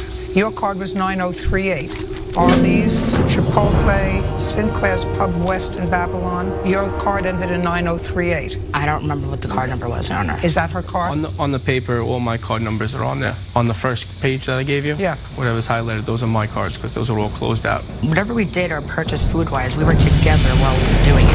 It doesn't matter. You lived like a family. You know, at some point you have to say, you know what? I lived pretty well. He took care of me pretty well. And he paid the rent, he paid the gas, he paid the electric, he paid the utilities. And if I took on the responsibility 4 years ago or 3 years ago of taking out a credit card and buying some appliances that came to $3,300, I'm a big girl, and I can't give him back the food I ate or having my hair done. I can't give him back those things. I didn't work because I was home taking care of our son. It's not like when I started working, I did contribute. No, the truth of the matter is that's not true. Because your son wasn't born. You didn't work a year before he was born. Because I was on a very high-risk pregnancy. Let me tell you I have all kinds of problems with this case. First of all, it's very hard to separate when people aren't married what's yours and what's mine and what's left. You have no obligation to support her at all. You have obligation. I just pay child support. You have an obligation to contribute to your son's support. Do you see him? Yes. Okay. Often? Yes, every other weekend. Good. All of these appliances have depreciated in value since they were bought 2.5 years ago. So one of the things that was purchased 2.5 years ago was a big television set. That's the only thing that really can easily come out of your house, right? Yes. Also, probably the microwave can easily come out of your house. Is that a fair statement? Yes. You want those 2 things? Then you can sell them. You want those 2 things? That's fair. Judge Judy continues in a moment. And later today, says, no, it wasn't him. It was your brother who damaged your car. Yep. Who gave you his insurance information? He did. Ah, it's love the renegade when it comes together. And there's nothing psychiatrically wrong with you, is there? Real cases, real people. Judge Judy. Samantha Torregrassa says ex-fiancé Salvatore Girassi owes for a credit card bill and a fireplace. Those two things can easily come out of the house. Stove can't, but that can. Big television and a small microwave. Do you want those two things? No, Your Honor. I want my bill paid. It's not going to get paid by him. If I had to divide property, that's exactly what I would do. I would say you live together. He took care of you. He supported the family. This is not a big deal. But if you feel as if for some reason you've been offended, financially offended, I'm prepared to say to him, the property that he bought, if he went to sell it, would be worth nothing. He could sell it now and give you half. That would be ridiculous. Similarly, he's paying for the whole enchilada. And I'm saying to you... Not throughout our whole relationship, though. I contributed a lot. Good. Fine. All I'm asking you is, do you want the TV and the microwave? And then you can sell them. Sure. Whatever you can sell them for. Good. Make arrangements for it to have the TV and the microwave. You buy them. Sure. Okay, great. Thank you. I need to target something first. I think it was fair, and I'm happy with the decision. I think it was unfair. I'm not really sure. She's a little stubborn sometimes. Because I've given a lot out of our relationship, and I walked away with absolutely nothing from this. No, I think I paid enough. I wanted to be out of collection from this. He was responsible for paying the bills. Throughout the time. He also told me that I require a target. So I give her the TV and the microwave, and that's it. Maybe he'll realize what he did. And now, the next case. All parties in the matter of Santos Ayling versus Al-Hamid. Step forward. 21-year-old Jorge Santos and his girlfriend, 22-year-old Taylor Aylens, are suing former friend, 22-year-old Karan Al-Hamid, for backing into his car during a party. Who owns the car? I do. How old are you? I'm 21. And how are you related to him? I do not have a target. We've been dating for about 9 years. And what do you have to do with this case? I paid the bill to repair the car. So sit down, okay. You were at a party at a friend's house. Defendant was also at the party. It is your claim that when the defendant left I require the a target. He sideswiped your car, damaged it. You want him to be responsible for the repairs. Correct. Mr. Al-Hamid says, no, it wasn't him. Right. It was your brother who damaged your car. Yep. Yup is not an answer. Yes, ma'am. This incident took place in February of this year. Do we have a date in February of this year? We said the 21st, but we just listened to the voicemail through his insurance, and it said the 22nd. Okay, so I'm going to fast forward first. So it was February 22nd, according to a voicemail on someone's phone from an insurance company. Correct. Whose insurance company? The defendant. I do not have a The target. defendant. Yeah. That would be a yes. Yes, ma'am. Ma'am is not necessary. Yes is okay. Who called his insurance company? I did. Who gave you his insurance information? He did. Ah, love it when a game plan comes together. Judge Judy continues in a moment. And I looked in the rear view and I saw the damage. I go back inside, everyone's in there. I'm like, you guys got to come out and see this. Well, what did you do to my car? Was the next thing that came out of them. Of course, I didn't know what to say because I was the only one out there. And you said, I need to target something Real cases, first. real people. Judge Judy. Jorge Santos says, former friend Karan Al-Hamid I must get closer. during a party. now, who called his insurance company? I did. Who gave you his insurance information? He did. Ah, I do not have a target. now I can make this faster. That was so good. You were I at am a out party. of range. According to you, the defendant went out. Too far There was away. loud noise. You went out, looked.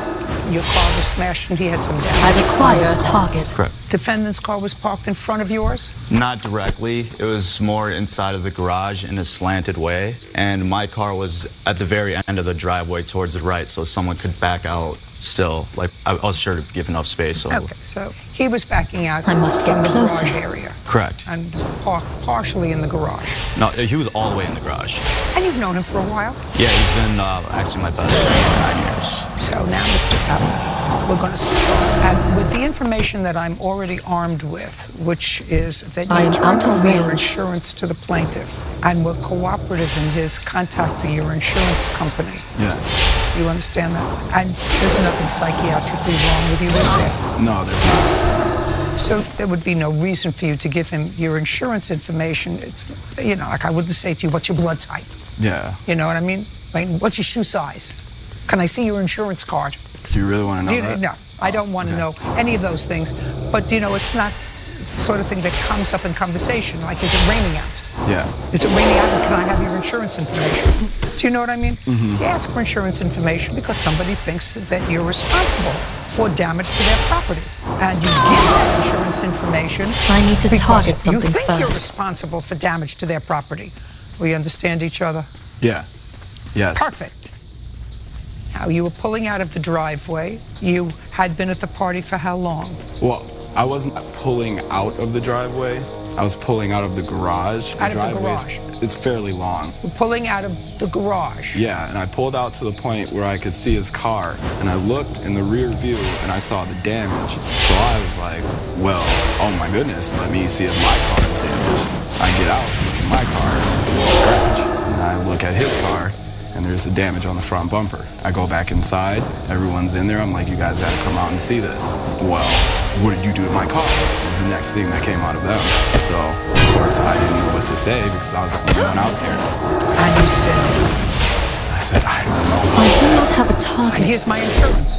He asked me for my insurance. And what did you say? I was like, here's my insurance. No, you say, well, he said, well, where's your insurance? And you handed him your insurance. Is that what you want me to believe? No, I believe I recall giving him my insurance information later as I was in a hurry to get where I was going. Where were you going? I was going to pick up a check.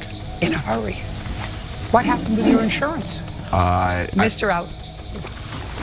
Well, before this... No. What happened with your insurance? Had it lapsed? Yeah. Ah! I did not Just pay a second. It lapsed because you didn't pay it.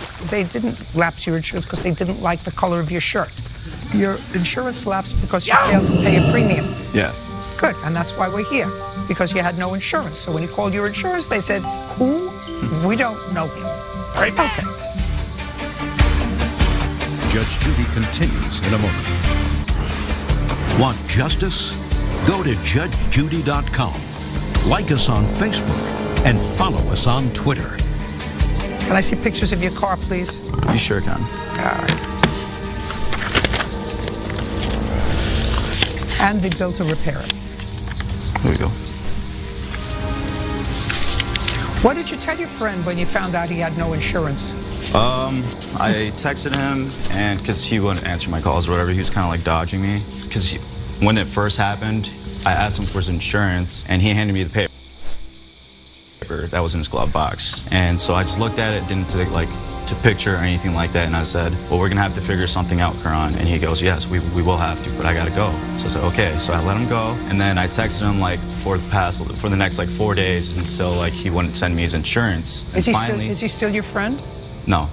Haven't spoken to him since February? Correct. I've tried to get a hold of him and make an agreement for him to pay me and stuff like that, but never to hang out and stuff like that. Judgment for the plaintiff in the amount of $24.30. Is your car insured now? No, it's not. It actually got towed. It was damaged, and I had it at an auto repair shop. I brought it to a mechanic earlier in the year who happens to be his father. He did not do well with my car fixing it. I had a transmission problem, and it took about a month and a half, so my car is not in my possession anymore. $24.30. Thank you. Step out. Paperwork, please. Judge Judy continues in a moment. And I'm very pleased with it. I wish it didn't have to come down to the situation. I didn't hit the car. I didn't hit his car. I didn't do it. But unfortunately, we did have to come down here, and I'm happy to end up going in my favor. Because it was my car in the accident, so I'm going to give you my insurance because I was one of the vehicle owners. It's something I wouldn't expect, especially from him, We split completely. We've been so loyal to each other for so long. Right down the middle, No contact between the two of us or anything. Just kind of disappointed that it had to go this way, you know? I don't know. Hopefully, like, maybe along the line we'll reconnect and be friends, rekindle the friendship. I think it's just time to part ways, you know? It just showed a lot about him, so. But as of right now, I'm upset about this.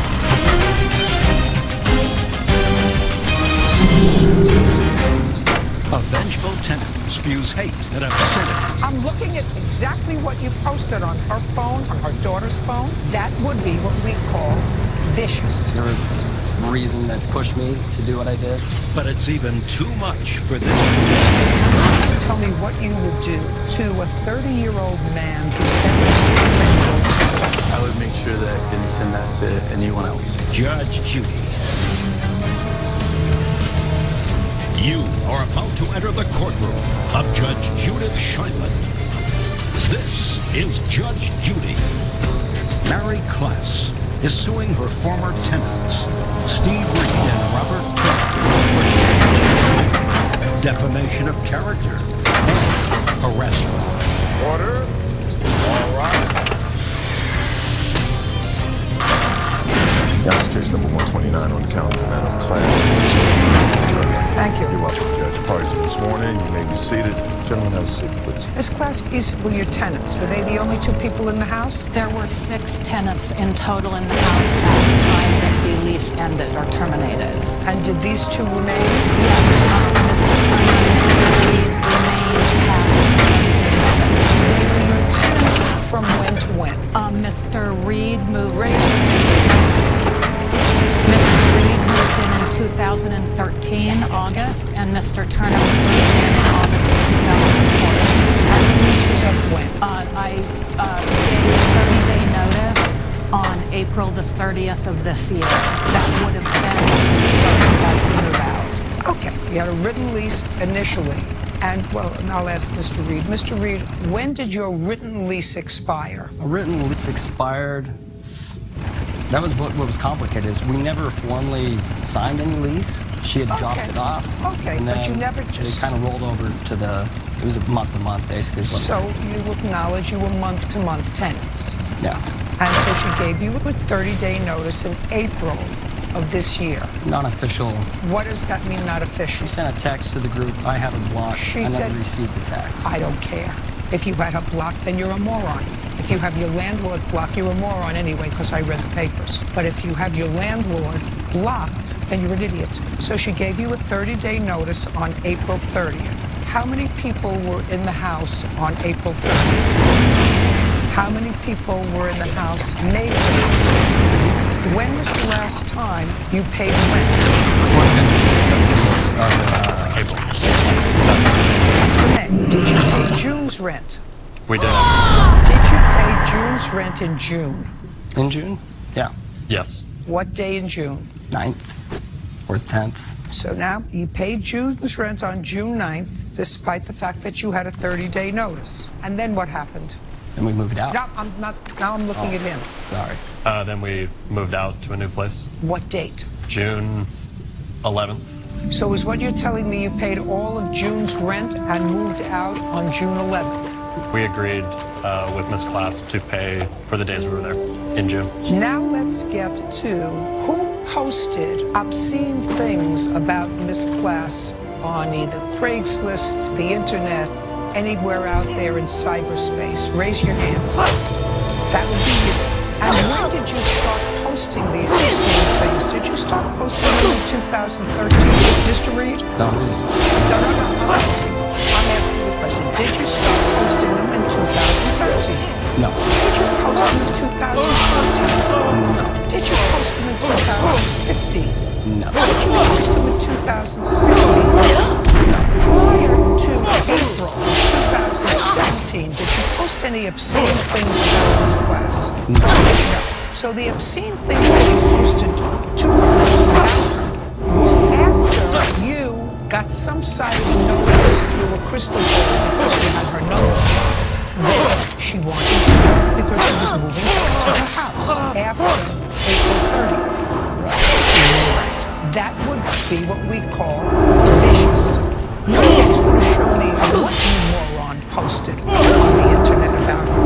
That's the basic part of her lawsuit. I don't have to explain anything else about her broken cabinets. If you are such a moron and this to say to your landlord, you want us out, and she's doing everything right. You were a tenant at 13, 14, 15, 16. You liked the house. It was a nice house. It was a beach house. It was a good deal. Whatever. You didn't want to move. You started to make her life miserable. That's what you did. You were making her life, making your life miserable, making you move out of her house. So I'm going to start putting things that are going to make her life miserable. I'd like to see some of the things that he posted about you, Miss Glass. I would like to point out... Don't point out anything first. Just show me. A revenge app started in January that had my address posted all over the internet. After April 2017. Yes, I understand, but they were informed in January that I would not be released. I gave them 6 months notice. I didn't know that. So January, you gave them notice. You were not renewing their lease, so you gave them 6 months to get out. And she'd been saying that for about 3 years, and that never happened, so it was difficult to believe that it was going to happen. So you found it hard to believe. But in January, she did tell you she was moving back to the house? I actually don't remember that at all. You remember in January she told you? I'm not talking to you. Your phone is locked. I'm asking you a question. These 2 people living with you? Are these 2 people living with you? January? Yes. Who? Stand. So yeah. Move. Over there. You moved out when? May 31st. Why? I was getting married. When were you told that the plaintiff wanted to move back to her house? Make sure you tell me the truth. You were getting married? Did you get married? I did get married, yes. You like your wife? I love my wife. Sure, good. I'm glad.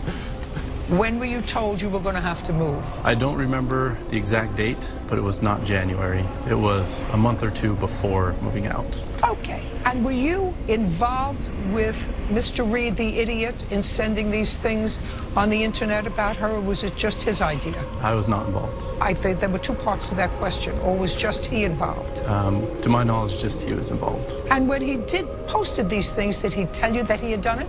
No. So you had no clue? He didn't say, look what I posted about her? No. Nothing? Nothing. Did he tell you? No. Did he tell you? No. So he was something that he kept to himself? Yes. Is he that kind of a vicious, stupid person? No. Really had nothing to do with moving out. Like, it was not without provocation. There was reason that pushed me to do what I did, and I have evidence here to show you texts that she had sent us previous in that year, and it all boiled up. I don't care. Can I show you what she said? Don't care. All right. I think you should. Don't care. I'm looking at exactly what you posted on her phone, on her daughter's phone. Outrageous. You're a moron. I'd like to see the rest. These are the actual ads once I finally identified them. And although Mr. Reed tells me he's pulled them all down, I'm still getting a trickle 6 weeks later after he says he pulled them down. One more thing. This is a text. I don't know. I'm reading this. Oh, wait. An angry text from Sam.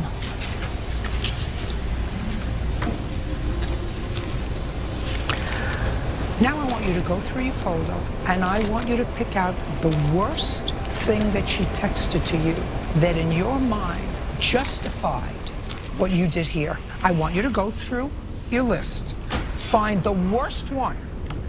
I'd like to see it.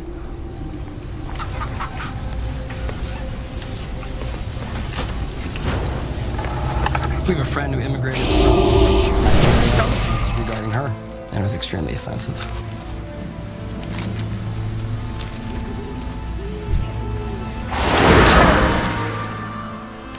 Terrible.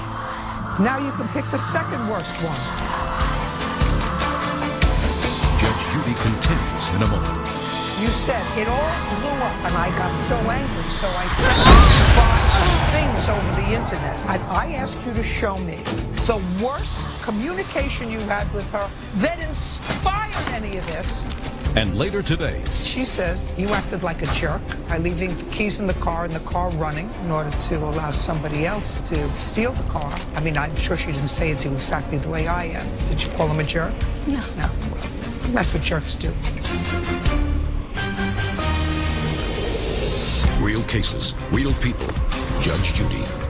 Mary Class says former tenants Steve Reed and Robert Turner trashed her home and harassed her. What were you doing parking on the grass? What were you doing parking on the grass? Well, she's got a $2 million house. What are you doing parking on the grass? You or any of your friends? She actually had her future son-in-law stay with us, and he parked on the grass as well. So I don't know if... Just show me the next text. Okay. Read. Well, this one's actually not the fence one. This one just goes to prove that she was going to take care of the garden. I want you to tell me. No. You said it all blew up, and I got so angry, so I sent these vile, vicious things over the internet, clearly designed to harass and disturb her. And I asked you to show me the worst text or communication you had with her that inspired any of this. Right. Well, the rest... And so you showed me one that I have to tell you did not revile me in any way. Now I want you to show me the next one. And So if you're telling me that's the only one, just say that's the only one. Well, no, the remainder has to do with her keeping $5,000 of our deposit. I don't care if she took $5,000 of your deposit. She's going to show me the pictures. Right. I'm really primarily interested in this case about this and the misuse of what otherwise is supposed to be a tool of convenience for revenge, for scurrilous behavior, for bullying. I'm outraged at that. How old are you? Just turned 30. Old enough to know better, wouldn't you say? Yes. And wouldn't you say to him, since neither of the three of you knew what he was doing, would you say to him, that's disgusting? I would say that it's not the right way to handle situations. Would you say any of the three of you idiots have children? No, ma'am. You have a sister? You have a sister? Yes. How old is she? Young or old? I've got 4, just 2 above me and 2 below me. Okay. Glad I could help. Let me ask you this question. Stand up. Bird, I would like you to take this photograph. Last name? Ulrich. How old is your youngest sister, Mr. Ulrich? She is 21. You remember when she was 10? I do. Mr. Ulrich, I want you to look at this picture. And I want you to tell me what you would do to a 30-year-old man who sent this to your 10-year-old sister on her phone. I'm asking you a question, Mr. Ulrich. I would make sure that he didn't send that to anyone else. That's what I thought you would say. Good man. Sit down. You two can sit down. Not you, Reed. You can sit down. The plaintiff kept your security deposit, is that correct? Correct. She's got lots of things that she says are damages, but her whole claim together is for $5,000. The correct? limit, right, in this card. Right. I'm dismissing your claim against Mr. Turner, and I'm awarding you $5,000 on your claim against Mr. Reed. Do you understand? I do. That's we're done. Thank you. Excuse me. I'm delighted. She made it very easy. I regret posting things on Craigslist. It was awful from January to April. I could take it all back, I would. I now know that if you have an aggressive... Alcohol. North Sacramento to South Sacramento. We picked him up at Quick Stop. He parked his bike. Now, does that start to sound familiar to you? Yes. All right. Picked him up on his bike. So is that a motorized bike? Or no, an actual bicycle. And he had a lock to lock his bicycle so he could get in the car. So the reason for me to pick him up, because my friend wanted to get another bottle, you know, from the liquor store. So that's why I picked him up. Plus, he was giving me gas money. So I wasn't really complaining about it. So I picked him up from Mendocino. He parked his bike in the back of the store, locked it up, got in the car. We went down the street to the liquor store. We got a bottle from the liquor store. They were all drinking in the car. We left from that liquor store, went to another... 3 of them? Yes, 3 of them in my car, including me. I'm driving. They're drinking the Hennessy bottle. So we left the liquor store, went to another friend's house on Broadway in San Jose. She could tell how, you know, they were acting and stuff like that. So we left her house, we went downtown to the nightclub. Before we could even reach to the nightclub, Bo dropped some cigarettes or his lighter or something out the window. He told me, stop, stop, stop. So I pulled over so we can get out the car to look for it. He gets impatient. That's Bo. That's his name, Bo. Yeah. Was it your cigarettes or the lighter? It was a cigarette. Cigarette. He dropped a cigarette out of the window and... Okay, so he asked me to pull over. That's what I did. Me, Laura, and Bo all got out the car to look for the cigarette. He stayed in the car for about 20 minutes, maybe. So we was there for a minute looking. Yeah, stupid for a cigarette. But that's what happened. He gets impatient, leaves out my car, walks to the light rail. Me and Laura and Bo were trying to figure out why did he leave, what's going on. So I'm like, friend, call him back. I can get him a ride to his bike. You know what I mean? He don't have to catch the light rail or nothing like that. He already paid me gas. So before she could even find out where he's at, she's like, let's just go back to my house, okay? And behind her apartments, it's a park. So there's a gas station right across the street. When we leave from downtown, I know I'm taking a long time. We leave from downtown, go to the liquor store, get something to roll up in so she could smoke, you know. We go to the park. No, I don't know. Well, I'm sorry. I'm just saying exactly what happened, okay? So she got something to roll up in? Yes, You say she got something to roll up in. I'm thinking she got a blanket. She got a cigar roll up. That's what it's called, a cigar, okay? It wasn't because she was cold, it was... No, she was good, comfortable. But she got a cigar from the liquor store to roll up. That's what we use at the park. She was on the phone with Brandon. Bo was in the back seat. Laura was in the passenger seat. I'm in the driver's seat. I pulled over on the curb. We're in the car talking. She's on the phone with him. She's like, why'd you leave? What's going on? He apparently went back to his bike and did whatever. She's doing something on her phone. He's on speaker, mind you. She has to go pee. She hands me her phone really quickly. She's like, friend, hold this. I'm finna go use the bathroom really fast. I said, okay. Me and her exchanged words. I called her an inappropriate word, which is, I shouldn't have called her that, yet I did, and I apologize. However, he thought I was talking to him. He was on the phone. And I'm like, what are you talking about? I hung up. So 5-10 minutes later, here comes Brandon. I'm finna beat you. I'm finna put my hands on you. And he walks up on me, literally. I get out the car. Age ain't nothing but a number. Yeah, I say that all the time, but it's not true. I say that all the time, you know. I mean, I hang out with my grandchildren. She's young enough to be a grandchild, so I hang out with my grandchildren, but if I only hung out with 20-year-olds, they would say something's wrong with me, and they might indict me. Judge Judy continues in a moment. He told me that he put his hands on the windshield, and that's how it got broken. But I'm correcting it because I was right there. No, we're correcting it. You can't correct it.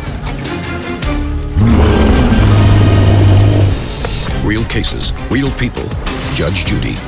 Taquana War Cook says Brandon Owens broke her windshield when he smacked it with his hand. Brandon is countersuing, claiming Taquana tried to run him over. Okay, if I were to ask you for a version of the events, would the version be more consistent with the plaintiff's version of the events or the defendant's version of the events? The defendant. Good.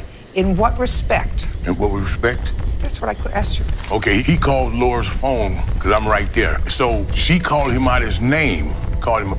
So he said, I'm finna come over there. So they was arguing and everything. So I walked over there. I didn't get too close. So they arguing back and forth, back and forth. She jumps in her car, makes a U-turn, and almost hits both of them. When she came, it was kind of close to his legs. He put his hands on the hood like this here to keep from getting hit. That's how the windshield got busted. No, I don't know how the windshield got busted. That's how the windshield got broke. The windshield doesn't get busted if you put your hands on the hood. Yeah, but he had to jump up there. So he jumped up on the windshield before he got to the hood? He jumped up on the hood. No, he jumped up on the hood. He used his hands. He jumped. He used his hands on the hood. On the hood.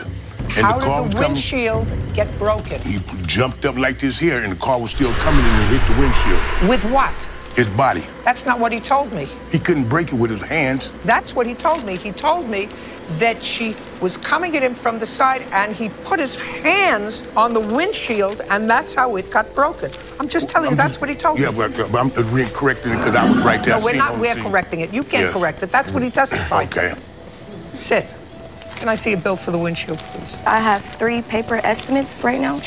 There's 1 place, 2 places, and 3 places. Good.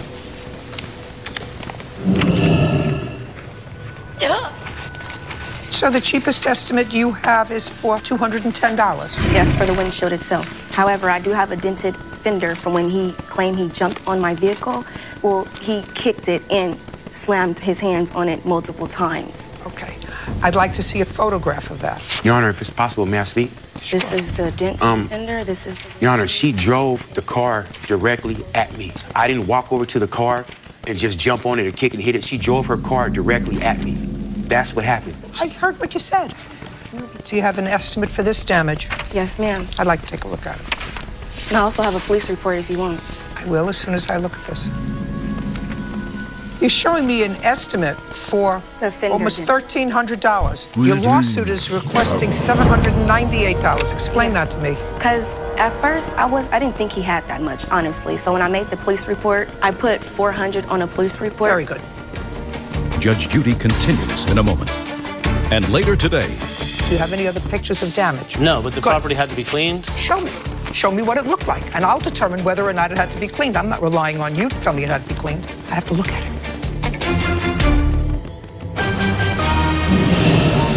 Real cases, real people. Judge Judy. Taquana War Cook says Brandon Owens broke her windshield when he smacked it with his hand. Brandon is countersuing, claiming Taquana tried to run him over. Can I see the police report, please?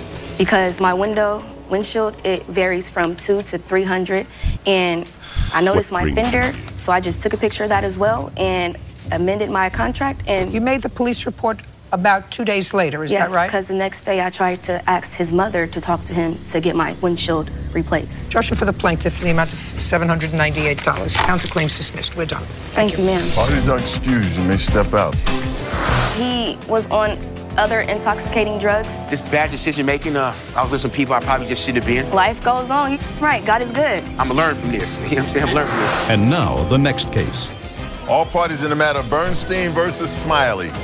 Step forward. Joan Bernstein is suing her ex-landlord, Eric Smiley, for the return of her pet deposit and moving expenses. Miss Bernstein, you rented a property that Mr. Smiley manages, and you terminated your lease early because you were not satisfied with the premises after you moved in. Mr. Smiley acknowledges that he allowed you to terminate the lease early as long as he was able to re-rent the property, and he was able to re-rent the property within a very short window of time. You want your security deposit back. So far, Mr. Smiley, is everything that I said accurate? Yes. You agreed if the place was re-rented immediately, you would let her out of her lease. And she gave you a security deposit of how much? There was a $1,000 pet deposit. I have 2 dogs, and I gave them a first and last month's rent, which monthly rent was $3,250. So they received a total of $7,500 from me. But you were there for a month, the first month. You moved Yes. in. So then they had the last month's rent plus a $1,000 pet deposit? Yes, Your Honor. I wanted to indicate you had said that I was suing for the return of the pet deposit. I'm also suing for my moving costs because I had to vacate the premises. Oh, I'm not paying you for your moving costs. Okay. So what are you suing for? The return of your pet deposit, which is $1,000? Yes, Your Honor. So one bit of discrepancy is in the lease. It clearly states in bold writing you cannot use your security deposit as your last month's rent. Wait just a second. We're not talking about security deposit. We're talking about the pet deposit. That's what she's suing for, $1,000. Right, but part of the deductions were for a late fee because she didn't pay rent for the last month. Did she pay rent for every month that she was there? Until the last one, yes. Did you use her security deposit for her last month's rent? Did you keep her security deposit? Yes. Fine. Then what she's suing for is her pet deposit. Now the ball is in your court. Pet deposit. Did her pet cause any damage? Yes. What damage did her pet cause? So the front door was scratched. Show me.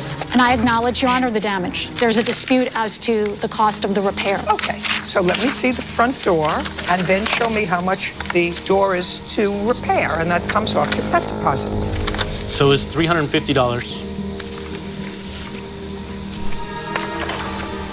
What kind of a dog do you have? I have 2 dogs. I have a plot hound and a beagle. The beagle did that. Did you leave any debris in the house? No. That's not true. Okay, but that wasn't caused by the pet. Correct, but remember, her security deposit was used as rent, which you're not supposed to do. So we no longer have a security deposit to take deductions from that. So cleaning debris outside the house and getting the property professionally clean, which was promised to us, did not happen. So now the new tenant came in on a bad foot because the property was dirty, trash in the yard, and those are deductions that would come off the regular security deposit. Can I see the trash in the yard that she left? I don't have any picture of that. Well, that doesn't help me.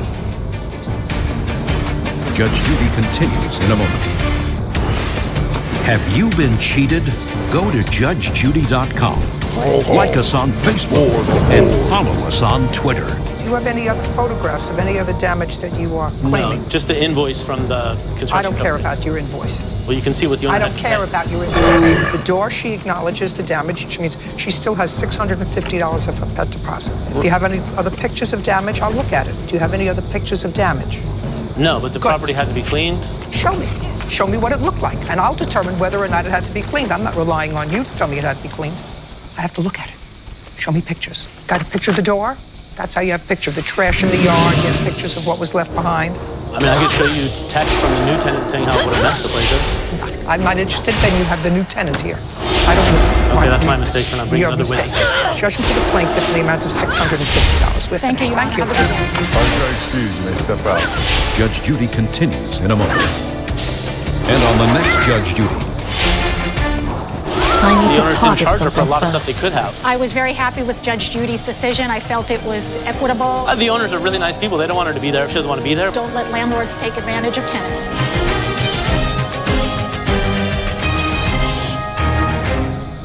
There were 7 of you on the lease. A roommate makes sacrifices, Where did you sleep? but got squeezed some more. Did any other people move in to the apartment? Yes, Your Honor. So they moved to the living room. Well, that's Mr. Clark's room. Then the odd man out was out the door. Mr. Clark left being asked to leave the apartment by the police. You got a lot of nerve. Judge Judy. You are about to enter the courtroom of Judge Judith Scheindlin. This is Judge Judy. 25-year-old David Clark is suing former roommates, 20-year-old Oscar Saavedra and his brother, 25-year-old Eduardo, for the return of rent, hotel fees, and damaged property. Order. All rise. This is case number 453 on the calendar, the matter of Clark versus Saavedra Martinez. Thank you. You're welcome, Judge. Parties have been sworn in. You may be seated. Have a seat. Mr. Clark, you leased the property with the defendants and I believe 4 others in their family. There were 7 of you on the lease? Yes, Your Honor. Was this a house? No, it was an apartment. How many rooms? I require a target. 3 bedrooms. Who was in each bedroom? So it was Eduardo and Daisy in one bedroom, and it was Miriam and Oscar in another, and then Griselda and Pedro in the other room. Where did you sleep? I agreed to stay in the living room on the couch. Did everybody pay the same rent? So I paid $100 less. And what was your share of the rent? It was $300, and we later I must get got closer. added utilities, which was then Okay, so added your for. share of the rent was $300. Yeah, and then with the later added on utilities, cable and Wi-Fi was $400 that I paid in January. And how much did you pay? I paid $400 and currently still pay $400. And you had a bedroom? Yes. And how much did you pay? $400 as well. After you moved in, and by the way, what was the month that you moved in?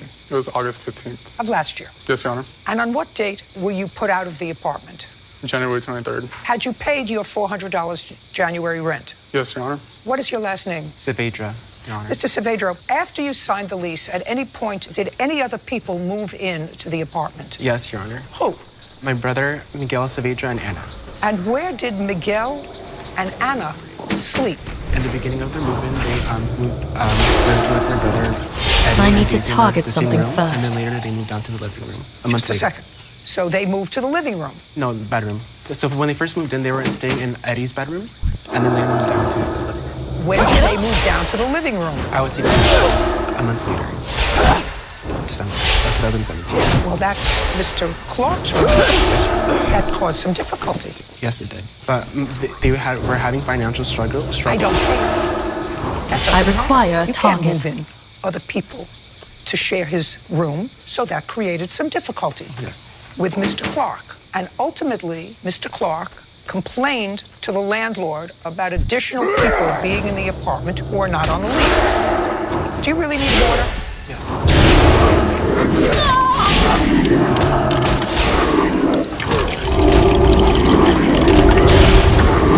I do not have a target. So he complained. complained to the landlord about you bringing in other people who were sleeping in his bedroom. And did the landlord ask Miguel and Anna to leave? I require That's a either target. a yes or a no. Yes. And that created some additional difficulty with Mr. Clark. Ultimately, Mr. Clark left not on his own steam, but being asked to leave the apartment by the police. The police were called by whom? Anna. By whom? By first, the police were came twice. The first time they were called by Mr. Clark. And the second time? By Anna. What was Anna still doing there? They were just watching the basketball game. They talked to the police, and the police told them once the game was over. I need to target something They had to leave, first. and they were going to leave once the game was over. Did you give him his rent back for January? We did not, because he's still on the lease. I don't care. You got a lot of nerve moving in additional relatives to stay in his bedroom. You got a lot of nerve. Give him his January rent back. You want to tell me the circumstances surrounding your leaving on January 23rd? Yes, Your Honor. Basically... I don't want to hear basically. Okay. Basically is a filler word, like.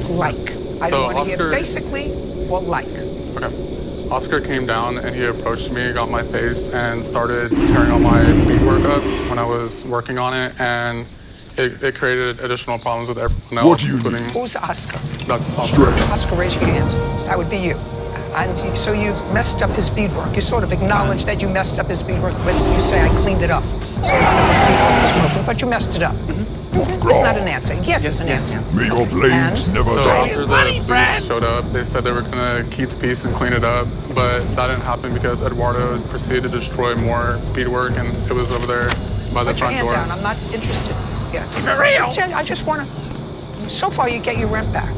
I just want to know, and forget the beads. Nope. I'm just trying to figure out whether they have to cover the rest of your expenses for the rest of the month of January. Police came back a second time. Second time they were called by Anna, who shouldn't have been there to begin with, because she was told to leave. She was told to leave. She was told by the landlord to leave. She was there watching a basketball game. She was annoyed at being told to leave because she was there with Miguel, and she and Miguel were told to leave because they were sleeping in his bedroom, uninvited by him, which happened to double as the living room.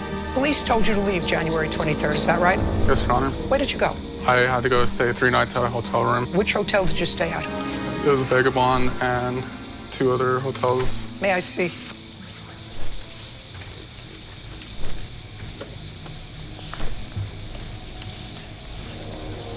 Where did you go after 3 days? I went back to Bakersfield since I had nowhere else to go. It was after the busy times at work. What's in Bakersfield? My family, Your Honor. So you went to stay with family? For the remainder of the month. And then where did you go? I went to go stay with a friend for February because I still have a job here and I got another job. So you stayed with a friend? Yes, Your Honor. Did you pay your friend rent? No, Your Honor. Okay, great. So you had damages so far of $666. Yes. You're only suing for $598. Yes, Your Honor. Judgment for the plaintiff, now to $598. We're done. We are done. Please excuse me. Step out. I feel like justice was served. He's still the same pessimistic guy that he's always been and will always be. If I would have known that Miguel and Anna were going to stay there as well, I wouldn't have agreed. He was good until like those last days that he was there, you know? It's time to live on my own. Make sure that they're not pessimistic. And now, the next case. All parties in the matter of August versus IE Neuro. Step forward. Candace August is suing her former short-term roommate, Ulishola Ayanoro, for the return of her security deposit and rent, moving costs, and punitive damages. Miss August, what you want is you want some rent and security deposit back and a whole bunch of other little things from the defendant from whom you rented a room. Mr. Ayanoro, I have to ask you a couple of questions. What kind of premises do you live in? It's an apartment. How many bedrooms? 2 bedrooms. Who's on this? My name and my wife's name. When did you move in? September 6, 2016. When did you and your wife separate? In what month? We were not separated. Look at me. Okay. When did you and your wife separate? That was in December. Of what year? 2017. Prior to the two of you separating because there was some sort of an altercation with your wife. That's what I gather here. You were going to tell me no, no, no, but it's here. Prior to you separating, she was put out of the house. Yes, ma'am. By the police? Yes, ma'am. Had you ever had a roommate before? No.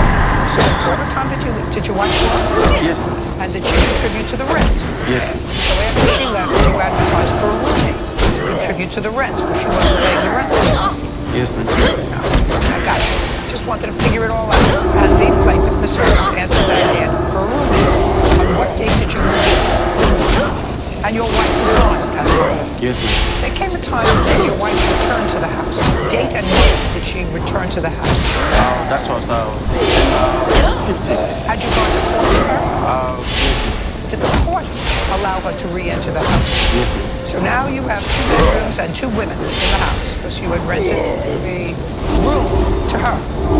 Before your wife returned to the house, had she ever met Miss August? No.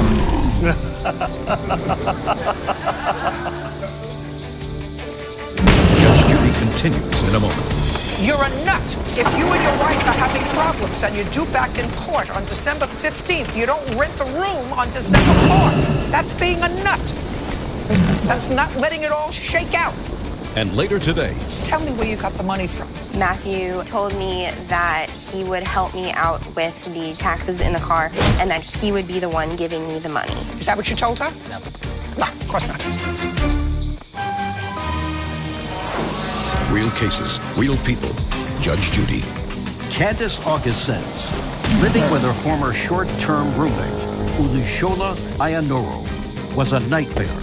She is suing for the return of her security deposit and rent, moving costs, and punitive damages. Now, I can tell you right now that that didn't work out. Are you and your wife still together? Yes, ma'am. How much rent did you pay, Miss August? $600 a month, Your Honor. And when you moved in, it was clear that you were moving in with one gentleman. He had one room. His wife was gone because I assume he told you that there was some violence involved in his yes, wife that leaving. wasn't until after I moved in, though. That's not true, Your Honor. That's not true. Don't speak. That's not true. Just a minute, don't speak. When did you tell her that your wife was violent? On the 5th of December. Just a second. Okay. December 5th. Yes, ma'am. You told her that your wife had been violent, which is why she wasn't in the house. Yes, ma'am. Great. What did you tell her? I told her I'm having issues with my marriage right now, and that's why I'm renting out the room to her. And she said something that if your wife will return, hope my room still secure. I said, yes. Don't go into tributaries. And then you told her on December 5th, I'm having some difficulties with my wife. Yes. She moved in on December 4th. That's not true, on December 5th. December 5th? Your Honor, the lease is here, 4th day of December 2017. May I see it, please? It's right there at the top. Did he tell you that the police had put out his wife? He mentioned a restraining order. He didn't tell me exactly. He just said that he had a restraining order against his wife. What he did do, Your Honor, was show me pictures of his head bursted open, bleeding. And so that was the only information or introduction that I had to his wife before she moved in. And then That's she not was... true. You say one more word, I'm going to give her exactly what she wants. Do you understand? You're annoying me. I got you. You moved out on what date? I left on, let's see, I have my timeline here. January 28th is when I texted him to tell him that the room was emptied and cleaned out. I did let him know I still had stuff in the apartment, in the kitchen and things like that, but on the 28th is when I told him the room has been completely cleaned. Well, when did you get the remainder of your stuff from the kitchen? I came back on the 30th, so 2 days later. Okay, so you had property in the house until the months of December and January. Yes, Your Honor. So in effect, you lived there. Correct. Month of December and January. Had you paid February's rent? The last time I paid rent was January 5th, Your Honor. I have the receipt here. Okay, so you lived there in January. Correct. And you lived there in December. Correct. But he has security deposit of yours. Yes, which he has not returned. Okay, $600? Yes, ma'am. That's what we hear about. You don't need to hear all the gory details. It didn't work out once the wife moved back. Correct. Now look at me. Now you can speak. Security deposit. Your Honor, when Miss Candace starts being drunk, bringing men to my apartment. Listen to me. That is Security. why I gave her the 30 days notice, and we both agreed on 60-day notice, which she's supposed to move out on March 8th. Okay. Which she broke the list. Let me explain something to you, sir. As soon as your wife moved back into the house, you broke the lease. Correct. You rented that apartment to her under false pretenses that she was moving in with one person, not a wife that wasn't fond of her husband. And in 6 days, he manages to bring another woman into the house. Correct. What is wrong with you? What is wrong with you? Your Honor, she's not telling the truth. That's not the truth. Just a second. She didn't say anything. So if you say somebody's not telling the truth, that means that I'm not telling the truth. You're a nut. If you and your wife are having problems and you're due back in court on December 15th, you don't rent the room on December 4th. That's being a nut. Simple. So simple. That's not letting it all shake out. I told her before she moved in, I told her the situation on Grant, but she feel like going through and to rent the apartment. I told her everything. Listen. How Don't be a nut job. Judge Judy continues in a moment. Real cases, real people. Judge Judy. Candace August says, living with her former short-term roommate, Ulishola Ayanoro, was a nightmare. She is